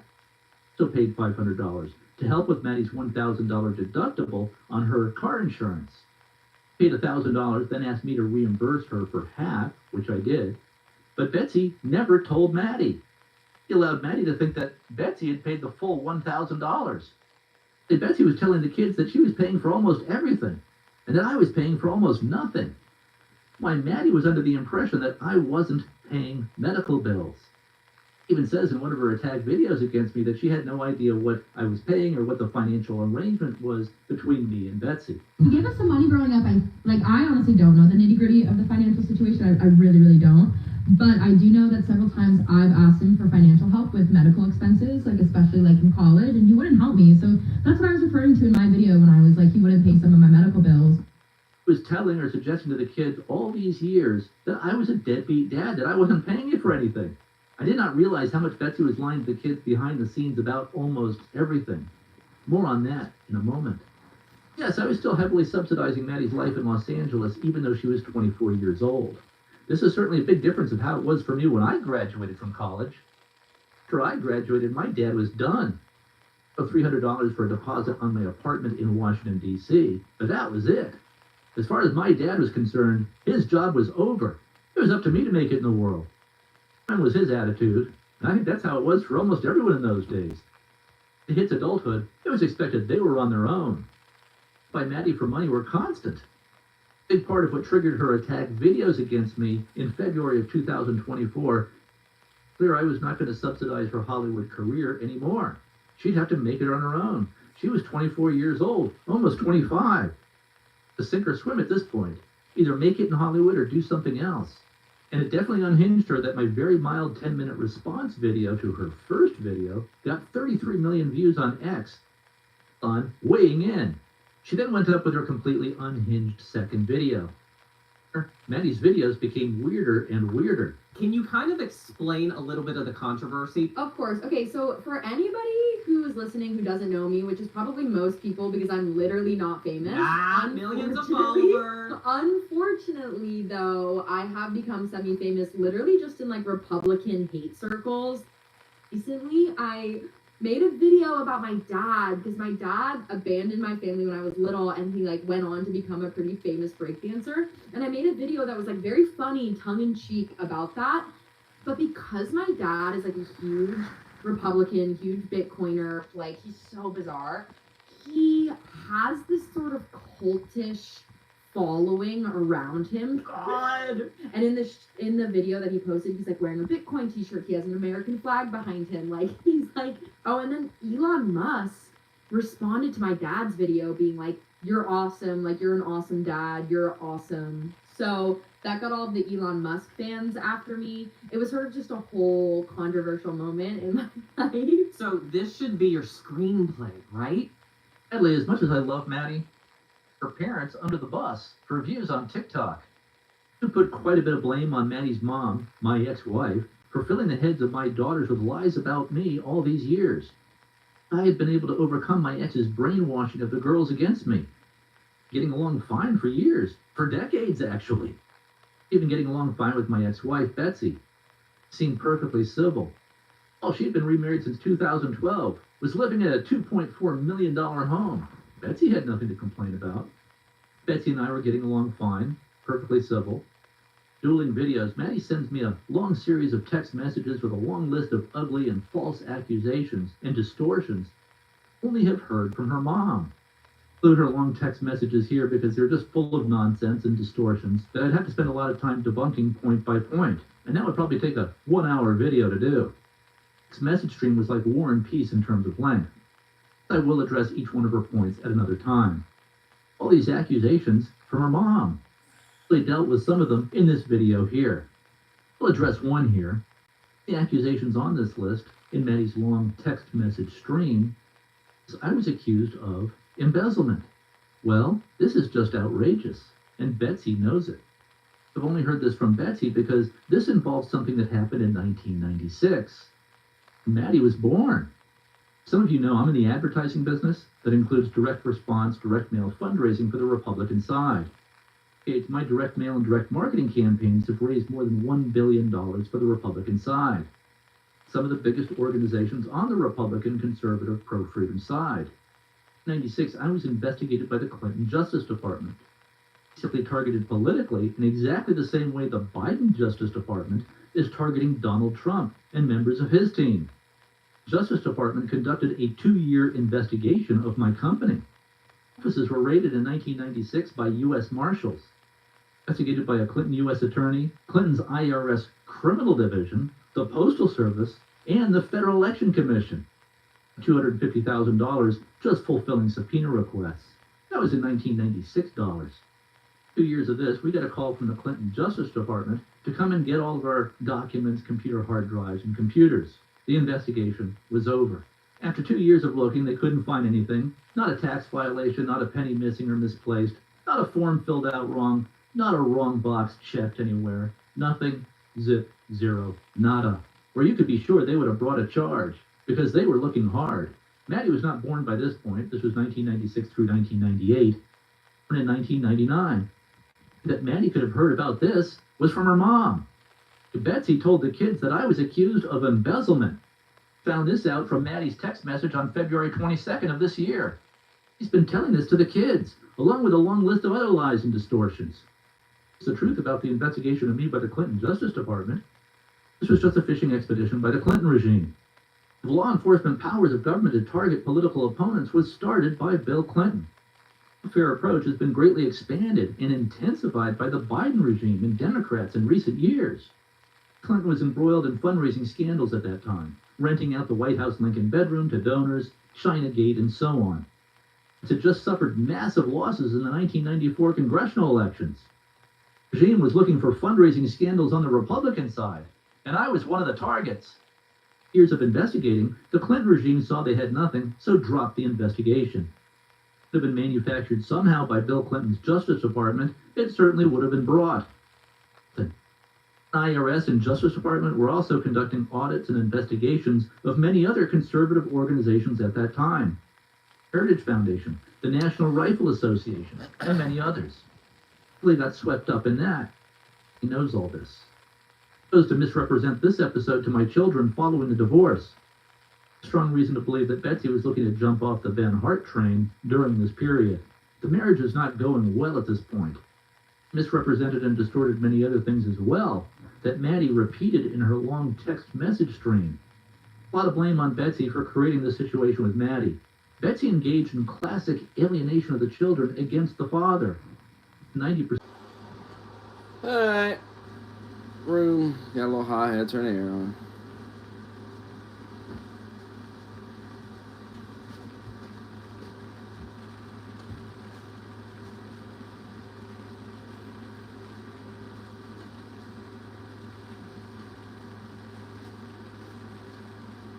To Betsy as support for her and the kids. She was not giving me any credit for this. Tending to the kids that she was paying for all or most of it. Telling them I wasn't covering medical bills. Of all this money I was sending to Betsy every month, Betsy was able to be a stay-at-home mom. To work at all. I have a column once a week for Scripps Howard News Service. Paid her about $1,200 a month. Betsy also wrote a couple of books, but writing books doesn't pay much, pays almost nothing. She was almost entirely dependent for her lifestyle in a wealthy Chicago suburb. She was getting from me. The book was titled It Takes a Parent. It's called From the Heart, of her newspaper columns. Her shtick in newspaper columns, books, and media appearances was to portray herself as some kind of victim. Figured single mom raising 4 kids, abandoned by her husband. In our divorce, she was doing media after media appearance, trashing me. Basic tenor of her appearances, this being on the Christian Broadcasting Network. Betsy Hart didn't exactly write the book on love, but she does write a nationally syndicated column about it. Betsy went through a divorce and suddenly became a single mother of 4. She speaks from experience. Her practical and humorous insights on family issues are often featured on shows like Fox and Friends and other media outlets. Betsy's new book, From the Heart, is a collection of some of her most popular columns. But guess what? So many women in particular, and certainly children, get really short-shifted in the process. Boy, they really, really do. You went through a divorce in 2004. What was that like for you? Well, I was devastated. I very much did not want it. It was not my choice. But suddenly there I was with 4 very young children, just 10 down to 3. And I was sort of thinking, oh my goodness, what do I do now? Fortunately, I had a wonderful support network, and I had a wonderful church life and was already walking with God. And then he used that to come in and draw me, I think, so much closer to himself.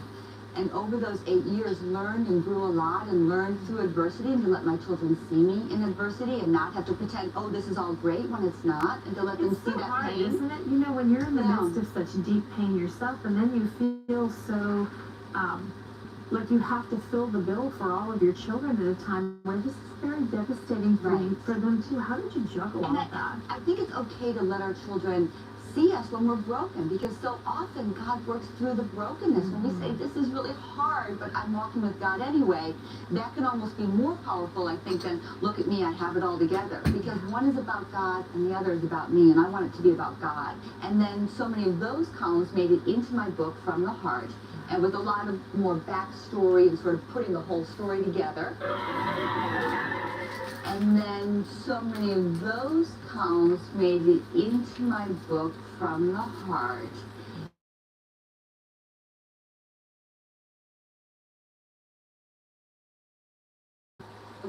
More backstory and sort of putting the whole story together. About making wise choices in relationships, about asking for what we as women really want. I'm newly engaged, and we'll be married this fall. That's very exciting. And after 8 years as a single mom, I'm very grateful. So that's all in From the Heart. Nowhere did she mention that I was living just down the street. She mentioned that she received more than $4 million in support payments from me over the years. Nope, Betsy presents herself as the victim. The message being communicated by Betsy to the girls every day. Or in much more negative and even more biased terms than what she can say in public on TV. The way Betsy did not always talk in this exaggerated caricature of evangelical Christianity. Does this when she's on the Christian Broadcasting Network or some other Christian show. It's her tone and style completely when she talks to another audience. Well, she used to be a frequent guest on the Bill Maher Show. Look, it's easy to be down on the whole idea of gambling when you've got enough to eat and you don't have to worry about sending your kids to school and all of that. I don't think this is these people's first choice.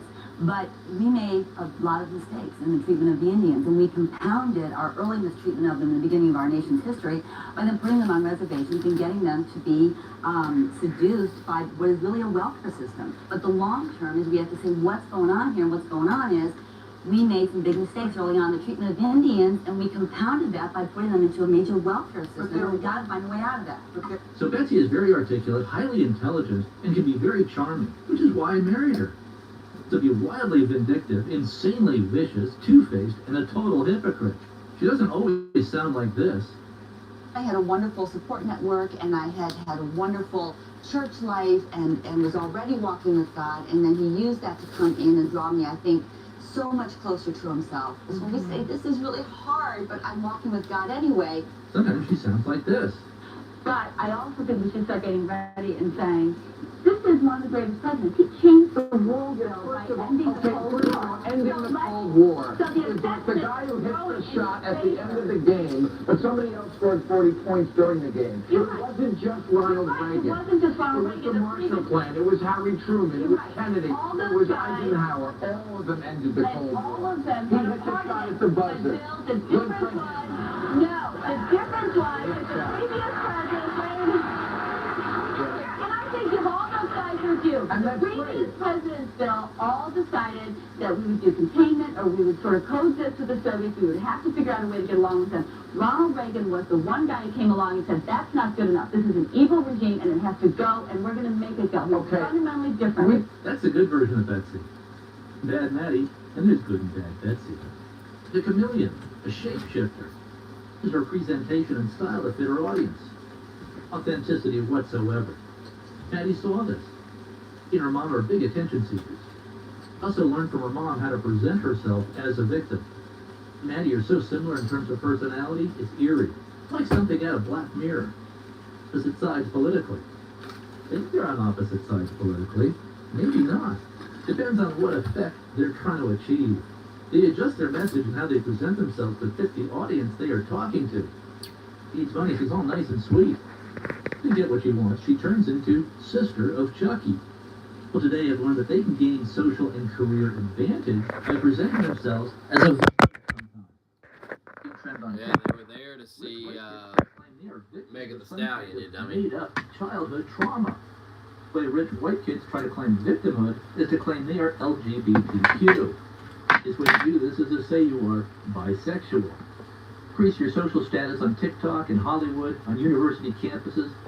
Democrat political circles way to claim that you are a victim of the white male patriarchy. Their fraudulent act is ridiculous. Now again, I actually like a lot of the videos on Manny's channel. I like this one. If you don't care that a man is treating you poorly, that's fine, like, I get it, but at a certain point, it reflects poorly on me as your friend. Like, at a certain point, it is embarrassing for the group chat. Because you're like, you know, I don't care that he doesn't text me back. Like, I don't care that he doesn't want to define the relationship. Okay, I get it, but what does that say about our community? Like, are we the type of group that gets played by these mediocre men, these sixes with patchwork tattoos and quirky mustaches? No, I don't want to be part of that group. You need to start carrying your own weight, okay? For the sake of the group's image, you need to cut them off. Thank you. This got 1.5 million views. This is the kind of material people like. I like this one. Can somebody explain the science behind the masculine urge to randomly speak Spanish? Specifically, these straight white men, you'll just be talking to them, and suddenly they're throwing a fuego, they're throwing a lo siento. Like, why? I had no idea this was a thing. Interesting. You've got 1 million views or so. Material people like. Observations about things. If she put up that many Christians won't like, but I think that makes a fair point. Wait a minute. You think that I am literally going to burn in hell for forever, and all I get is like a passive-aggressive Facebook post? You should be like in the trenches. You should be like pounding down my door like, Maddie, get out, stop. It's relentless. Where is your urgency? Like, if you actually think that I'm going to hell, like, don't just give me the side eye at Thanksgiving. Get in there. I take it personally. I'm like begging my Republican family to hate crime me. I'm like, do you guys even like me? If you saw someone standing on the edge of a roof of a tall building and about to jump off, you could to prevent that person from jumping. You'd call 911. The police and fire department would arrive. They would put out nets. They would try to talk this person out of jumping. He is or has been part of this fire and brimstone Christian church that basically taught that if you do not subscribe exactly to the brand of Christianity taught at this church, that you are going to hell. Then Maddie sees that members of this church really don't seem to be living lives that line up with this belief. Betsy's church had to leave because he was caught with a prostitute. Maddie has a fair point here. These Catholic priests molesting children. If these priests really believe what they are dedicating their lives to, Christianity and the priesthood, would they be molesting these children? For myself to be a Christian, 100% certain of my beliefs, certain about anything. So we're constantly changing and evolving. Agreement even within Christianity, what Christianity is. The versions and variations of Christianity, denominations, sects, schisms, and so forth. Don't all believe approximately the same thing. Presbyterian church that emphasizes predestination, uncommon with the free will Baptist. That's a pretty big difference. You just get as close to the truth as possible. The best I can with my limited brain and limited perspective that I have. Essentially because Western civilization is a product of Christianity. It has produced the best results overall in terms of respect for human rights, political systems, scientific and economic progress. Christianity seems to answer many puzzles of life, such as the problem of evil. I think being a Buddhist is a perfectly good way to live. Half of Wanda's family is Catholic, the other half Buddhist. I agree with Aristotle that it's pretty hard to explain creation without a creator. Einstein agreed with this. Believed in God. He was pretty smart. Didn't bet not to believe in God. I hope he's a personal God who cares about us as individuals and that there is an afterlife. That's what I'm betting on. Am I 100% certain this is the case? No. I hope it's the case. I agree with what the Apostle Paul says in Romans. The creation of the world, the invisible things of him, are clearly seen, understood through the things that are made. So they are without excuse. So Paul is saying all we need to do is look at the stars or a sunset. Look at the creation to know that there is a creator. Artist behind the artwork. Author of it all. That's what Albert Einstein thought. Musk subscribes to simulation theory. We're all living in a giant video game, a simulation. And our challenge is to try to keep getting to the next level. So that's what he's doing. Testing rockets into space with the goal of colonizing other planets in order to extend human consciousness and to perhaps meet the creator of this giant video game called life. When you think about it, this isn't much different from Christianity. There is a creator, and Elon is hoping to meet him someday.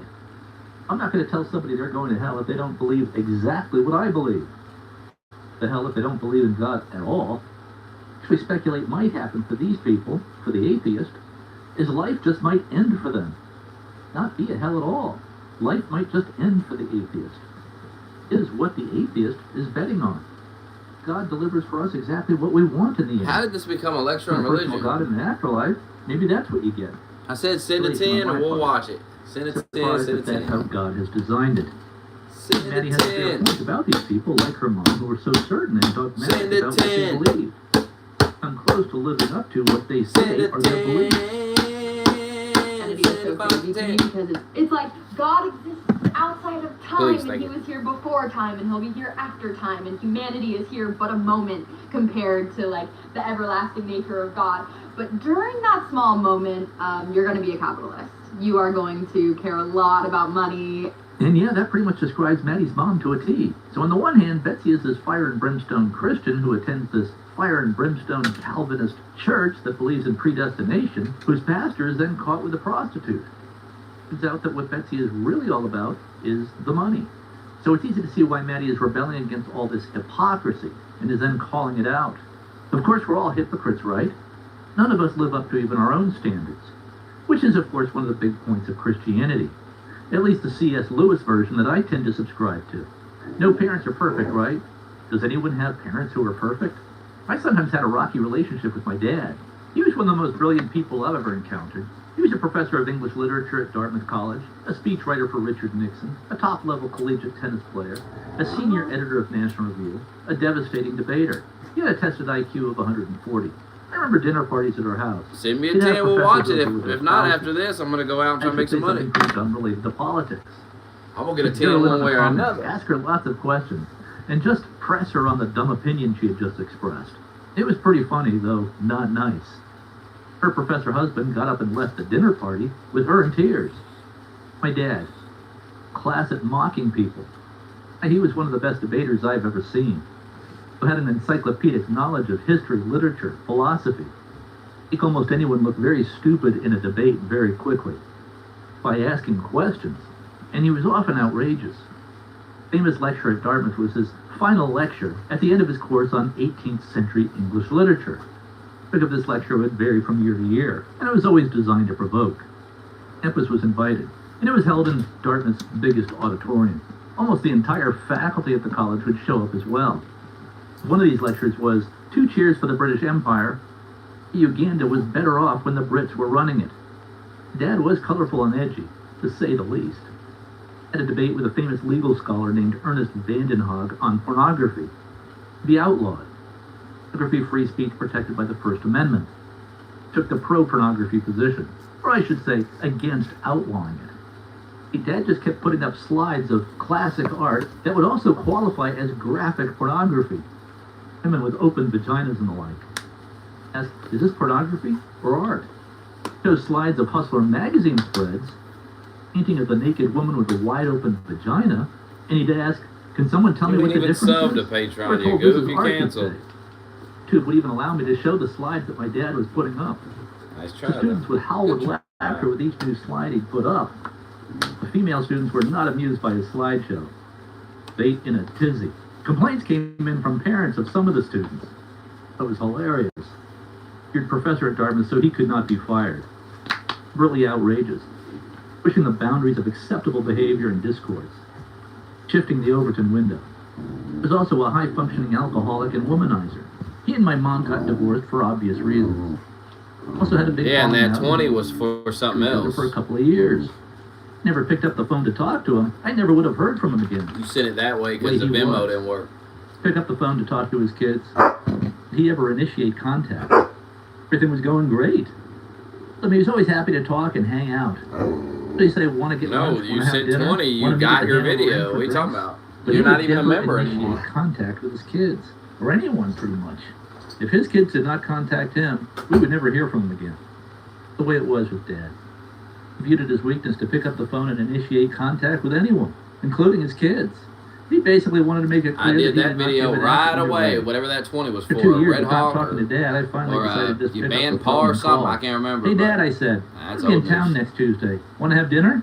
Sure, he said, great. After this, I'm I wasn't heading actually out, planning to be in hopefully to town get an next order, Tuesday. go take a shower, I was living in Washington, eat D.C. at that time. something. My dad was in Hanover, New Hampshire. Probably And go he to the said, gym, yeah, get some I'll see you for dinner on water. Tuesday. Flew to Boston, rented a car, drove up from there to Hanover, New Hampshire, and had dinner with Dad. I never would have seen or heard from him again had I not Looks like done a that. good plan. Cause the falling out was never mentioned, and frankly, it was pretty bad what he had done. Nothing ever happened. Never heard my dad apologize for anything. Not once. During World War II and served in the Korean War. Apologies were considered Nah, signs you already of got the weakness for video. men of that era. His dad was You the already same got way. your $20 worth. Really You didn't got expect more any than apologies for what $20 had happened. You good. I just figured we needed to reconnect. But I watched deeply the press respected my conference dad. for a simple 10. That's And my on the dark offer. side, he certainly had issues. We got a few minutes left in Vicious this to people, video, then I'm especially heading after out. a few Go make drinks. some cash. With merciless, laser-focused mockery. Between my dad and Donald Trump would really be something to see. With some things Up in done, get some Queens, New York. water. We're world-class at mocking people. Only imagine the insults and memes. Hell, that I've been would come on here from that for encounter. 209 And minutes. even though my dad was Crazy. a professor at Dartmouth, even back then he said that college is a complete waste of time for 90% of people. 90% of people would be far better off just taking that money and using it to build a business. I was in an assisted living center up in Vermont in his final years of life. Him in 2016 around Thanksgiving. He was not functioning well at this point. What he thought of Donald Trump. He'll get elected, said Dad. Ostrow's figure, he said. Dad, Donald Trump was elected, I said. Defeated Hillary Clinton. Mr. Dad said, and added, life really is weirder than fiction. From his admiration for my dad's intellect and wit. The funniest people I've ever met. Addie and me seeing Dad at that assisted living center in Vermont a year or so before he died. Very short. Life will be over in the blink of an eye. Everyone is deeply flawed. You're angry about. Get over it. Really need to read my book, Win Life. Success Skills Schools Don't Teach. I wrote this book for you and your siblings. It contains just about everything I know about how to succeed in life. Important rule Poor for man success lost in his life daughter is don't to burn liberalism. bridges. 66, I can afford to burn bridges without much consequence. More business or more money. Looking to advance my career. I'm all set. 25, you should not be burning bridges. And you should not be making a spectacle of yourself on TikTok. You should be on the lookout for a bro's bro to marry. A guy's guy. It'll make you a lot happier. As I went on a date this week and I felt the feminism leaving my body, sort of fell into going on a date with the most guy's guy I've ever been on a date with. He's a bro, right? And I really it sort of activated something feral in me, I'm not gonna lie. Might be time for me to get away from all these, liberal snowflakes on the east side. This is the Maddie I like and love. I think everybody liked this Maddie.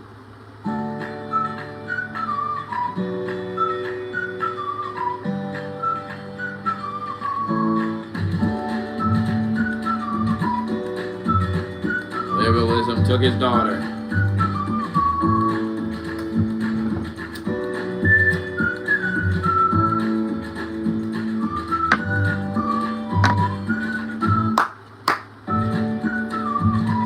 He didn't abandon her, though.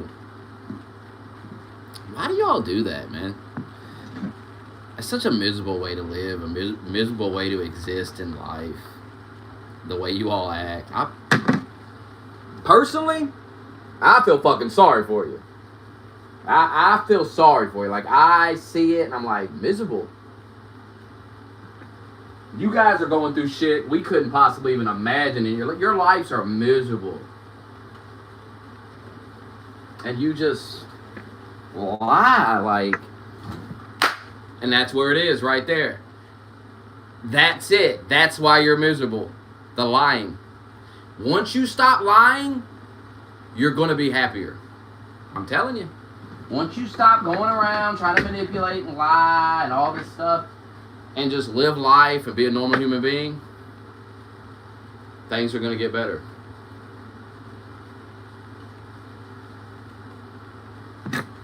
But as long as you lie, misery is going to come for you because that's why all your relationships die. That's why your friendships die. That's why you're alone. Because you can't stop lying. Like I said, when you're lying about politics on the internet, it signals to me a deep psychological issue that you have to fix about yourself.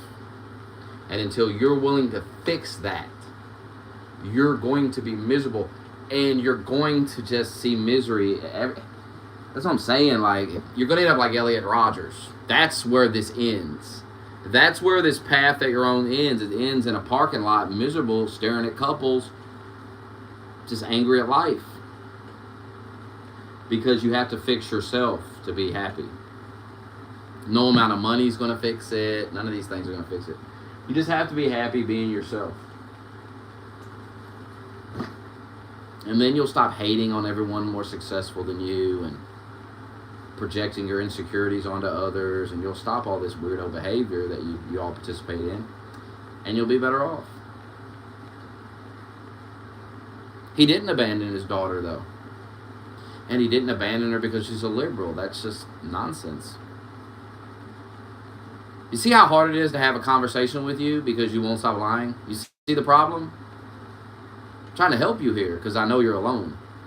Do you see the problem, though? In that, how can I have a conversation with you because you're a liar? I can't have a real conversation with you. You know, you're just making shit up out of thin air, and you want to argue about it and asking questions that are unrelated to anything we just heard. Nobody abandoned their daughter. He didn't abandon his daughter. He was giving her tons of money. What are you talking about? Yeah, he lost his daughter. That doesn't mean he abandoned her. Brother, I use very specific, I don't know if you notice this about me, but I use very specific language when I talk about things. And you should listen to the words that come out of my mouth. Brother, when you watch my stream, I'm going to ask you this. I'm going to ask you to turn your mind off. Turn your thoughts off. I'm the type of stream, I know these other guys lie. I'm a brutally honest. My whole entire reputation that I've built over the last 15 years is that I'm brutally honest and blunt. That's why people watch me. You have to understand this.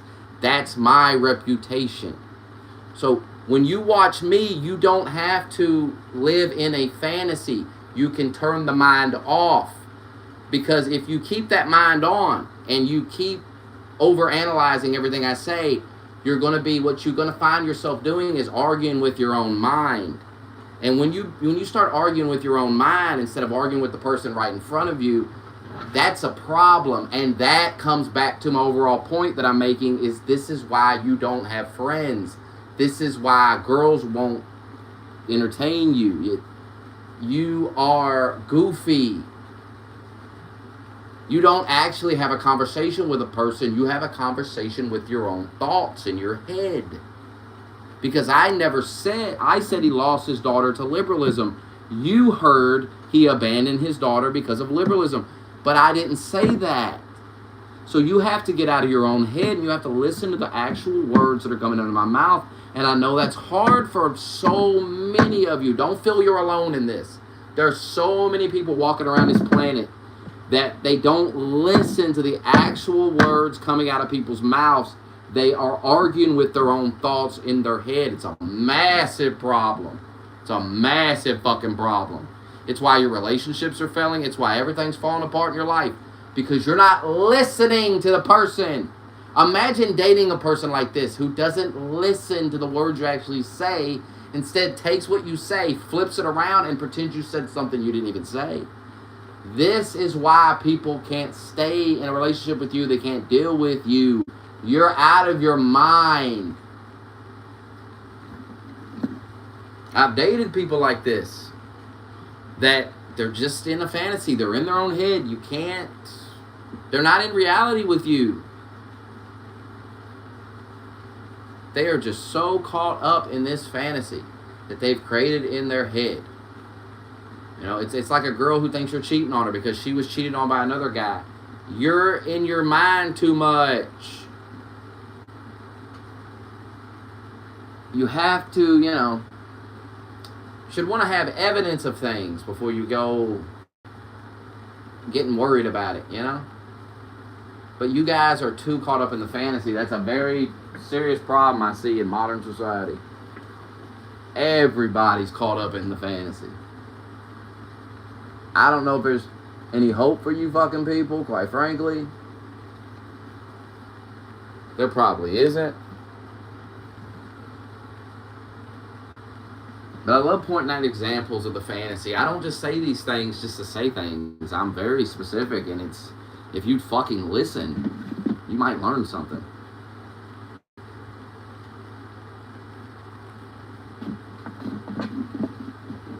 His daughter abandoned him. His daughter got on the internet and smeared him as a deadbeat father, to the point where he had to make a video going over the evidence of how that's bullshit. And that's sad. It's sad that clout chasing, which is really what it is. It really isn't about liberalism. I was just joking around, retard. But it's really about clout chasing. It's about, that's the dangers of clout chasing, where she has to create this fake fantasy about her life, this victimhood that she can use to make content with. She has to live a lie. Problem is, she has a dad, and he calls her up, and he's like, why are you saying this shit? Like, what the fuck? And in that moment, she has a choice to make. Her choices are, make it right, make a video, fix this, care about your father, care about your relationship with your dad, or sell daddy out, fuck daddy, go for the money, go for the clout, go for the following, go for the victimhood. She chose to go for the victimhood. She chose to sell daddy out. It's sad. Sad to sell your own parents out for this shit. Just to be famous, just to chase that fame.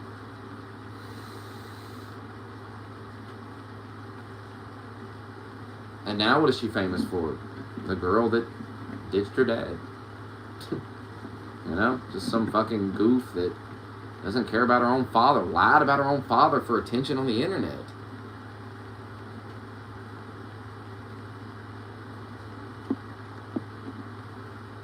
Sad.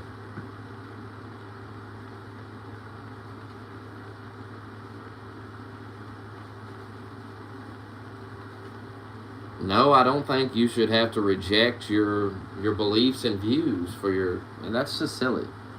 Once again, that's childish thinking, brother. Like, people got to stop calling me a 40-year-old man all the time and then getting mad that I act like and think like a fucking grown man. You know, this is the issue here. Like, yeah, I'm old. Yeah, and I think like an old person. I don't think like a dumb kid. So when you come in here and you all expect me to think like you dumb kids, why would I? I'm 37 years old. Why would I think in such a childish way? Why would I ever do that?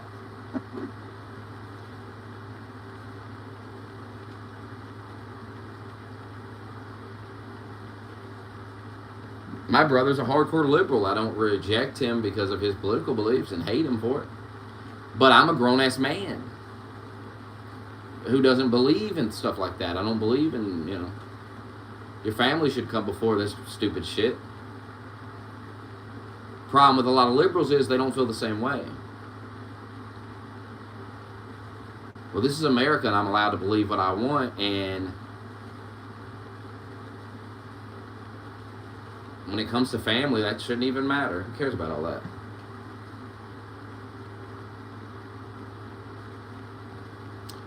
He wasn't condemning his child. His child was, once again, brother, his child was slandering him on the internet, making up lies about him, and he had to correct the record because literally was damaging his reputation and his career because his daughter was smearing him with slanderous lies. So I don't know why you're going off on a tangent about any of that. None of that stuff you're saying is relevant to what we just listened to and the story that was told. So, I get the urge to get off topic and deflect from the topic, but silly.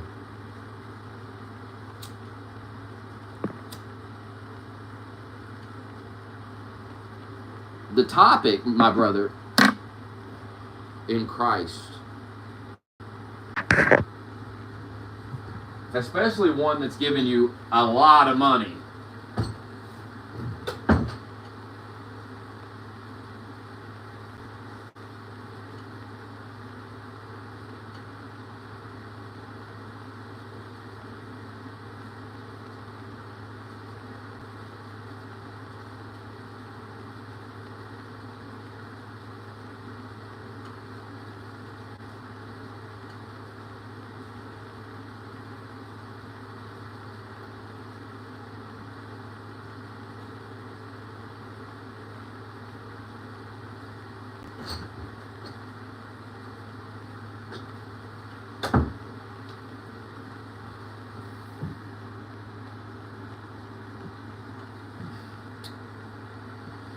this idea that you should, that the parent should reject their views for their daughters is just, once again, it's a very childish way to think about things, because obviously a grown man would know more about life than a child in her 20s. You know what I mean? Like,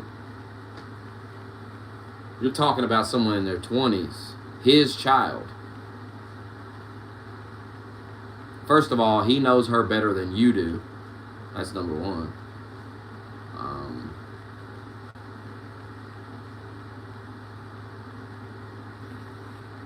And she's obviously clout chasing. You can watch the videos and see that she doesn't, you know, this is clout chasing. As a lot of this liberal shit is clout chasing. Reality is, a woman wants a strong man to take care of her. Most of them do. So now it's very hard these days to just have a job and take care of a woman. So most women they've just resigned, so they have to have a job too, and that's just what it is.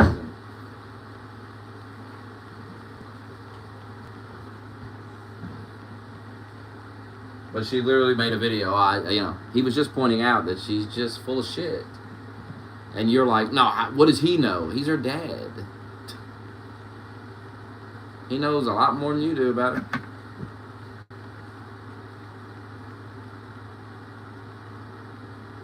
What does any of this stuff got to do with gay or anything?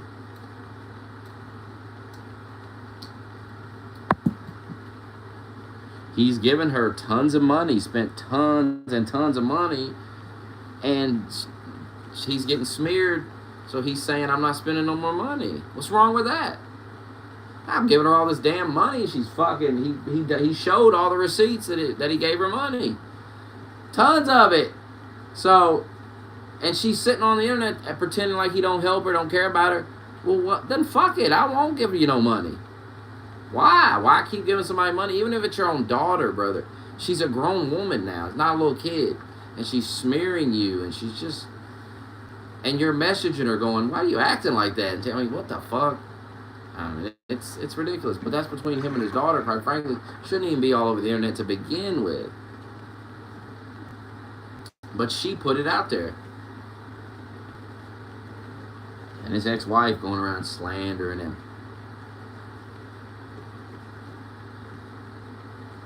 And we know that he's being slandered because he has the receipts of all the money he sent. You fucking idiot. So we know. Good God.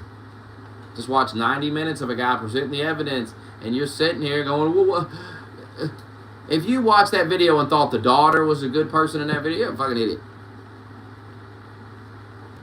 She put him on blast. What are you talking about? What are you talking about? What part of the man has a reputation just like anybody else? You people, look.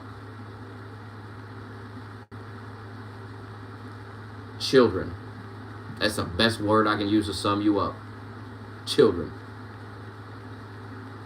Do you know people have to live real lives and have to get jobs and they have reputations? And that you can't just go around slandering their fucking name with fucking bullshit like they're a deadbeat dad. They don't fucking abandon their kids and shit. Do you understand that people don't want to be slandered that way by their own goddamn child who they spent fucking millions of dollars fucking taking care of? Guy had receipts for millions of dollars.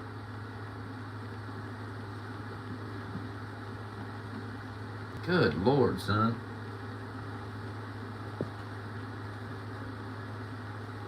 Oh, she called him a deadbeat dad. So what? So what? Yeah, so what? Nothing serious. To the liberal, nothing serious. Everything's just a big joke. Except Donald Trump, deadly serious. Oh, God. Look out for Trump.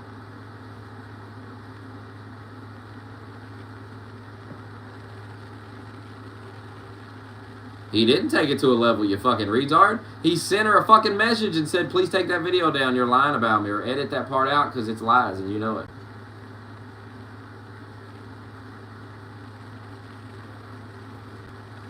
You realize he made this video after months of being slandered by her and her mother, and he had no choice. He had to fucking show the receipts. He had to defend himself, brother. God damn, God forbid somebody defend themselves against fucking slander. I'm going to slander you, and you're going to take it.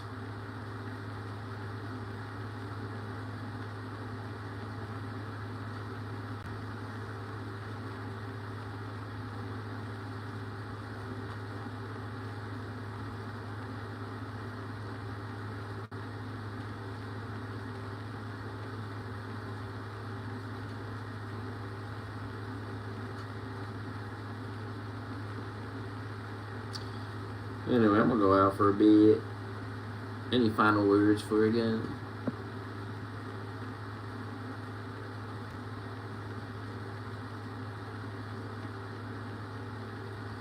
guys? Any words for I go?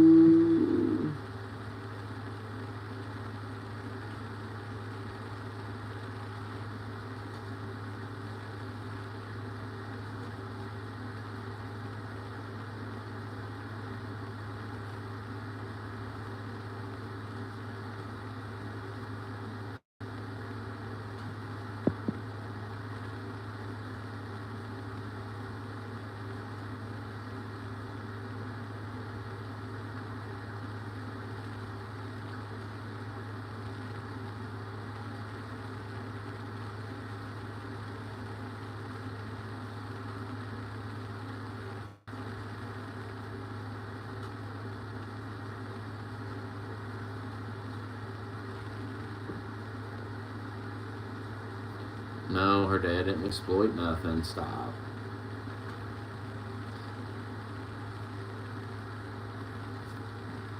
Brother, get real serious with you. This is why she left you. This is why the friends don't call. This is why you're alone. This type of shit right here.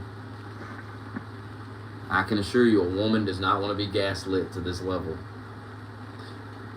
You cannot lie. I gotta time you out. I really do.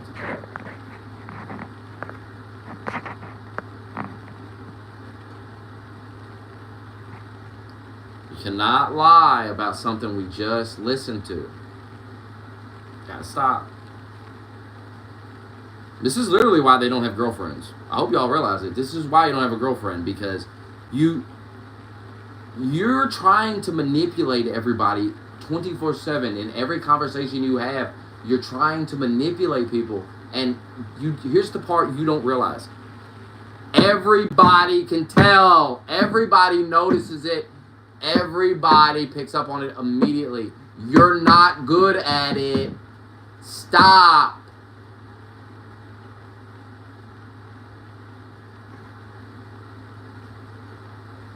It's like, we just watched a video where it's clear that this girl lied about her father, slandered him, the mother slandered him, very horrible stuff.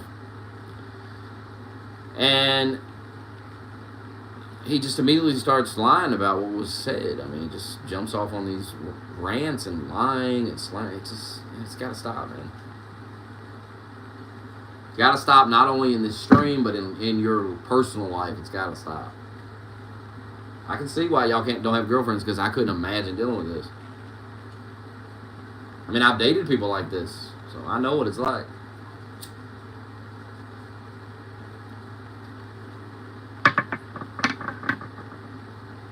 Where you'll say something and they will just go off on this tangent about something you didn't even say. They twist your words around.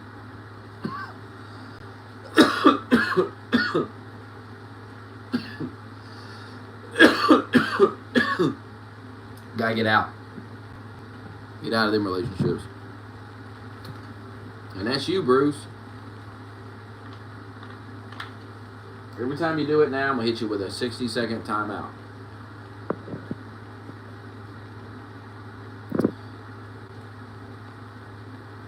Yeah, they need a McMahon in there to run things. It'd be so funny if Shane took over and it got better. Then you just be like, well, the McMahon, you got the McMahon in there. Got that WWE influence.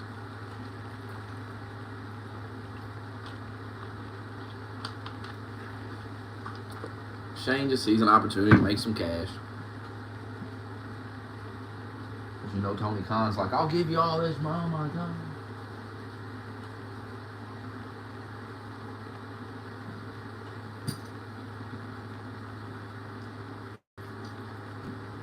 The McMahons are out of WWE now, though. Unless you count Triple H as a McMahon.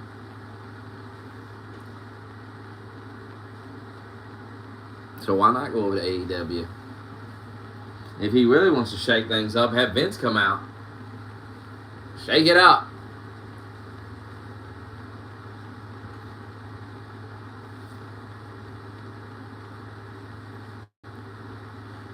I think it'll be revealed that like Shane's behind the Elite or some gay shit. It's just gay as fuck. The Elite is a bunch of faggot shit. The Young Bucks and all that gay shit. Jack Perry, come on, man. Anybody taking that shit serious?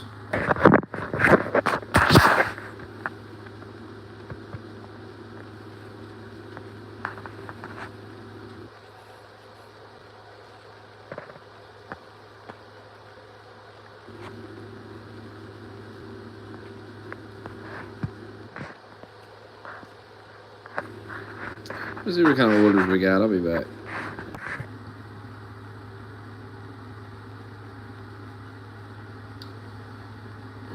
I don't know what any of that has to do with what we're talking about, though, Bruce. You're off topic. I'm going to ask you politely to please return to the topic. You're off on a tangent. You're ranting about some unrelated stuff. That's not in any way what we saw in that video. We did not see anything like that. So we have to stop pretending. Let's stop pretending, Bruce. Let's live in reality. Another minute. You need another minute? Or are you going to come to your senses and knock it off with the fantasy? Every time I see one of y'all descend into the fantasy, you're getting a minute timeout. Give you a minute to get it, get it together. Come to your senses. Realize, okay, there ain't no point in living in the fantasy. Let's get back to reality. Let's talk about what we actually saw, not the fantasy. Some fictional conservative dad who leaves the father, that's all fiction. That's not what we saw here.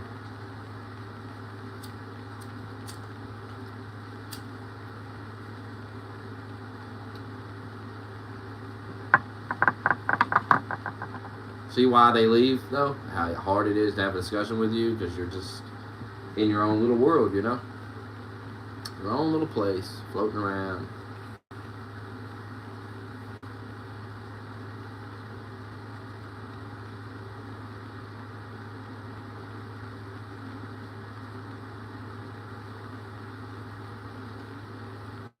And it's sad. It's a sad state of affairs.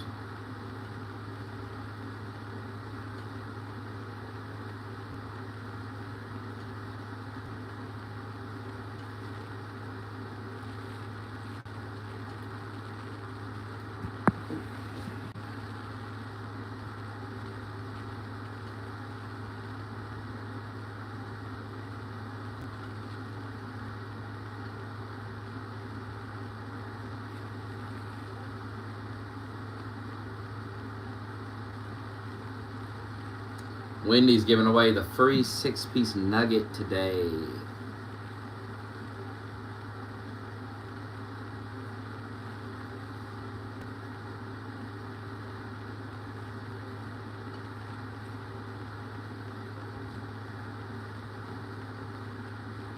What you think about that?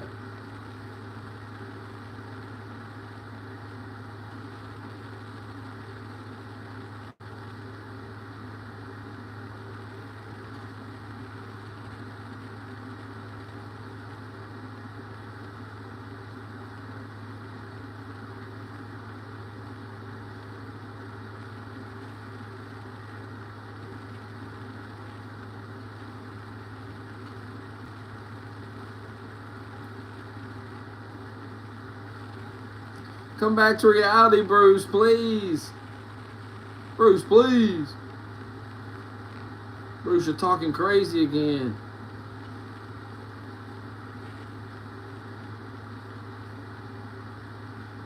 It's just like, what about the fathers that leave their daughters?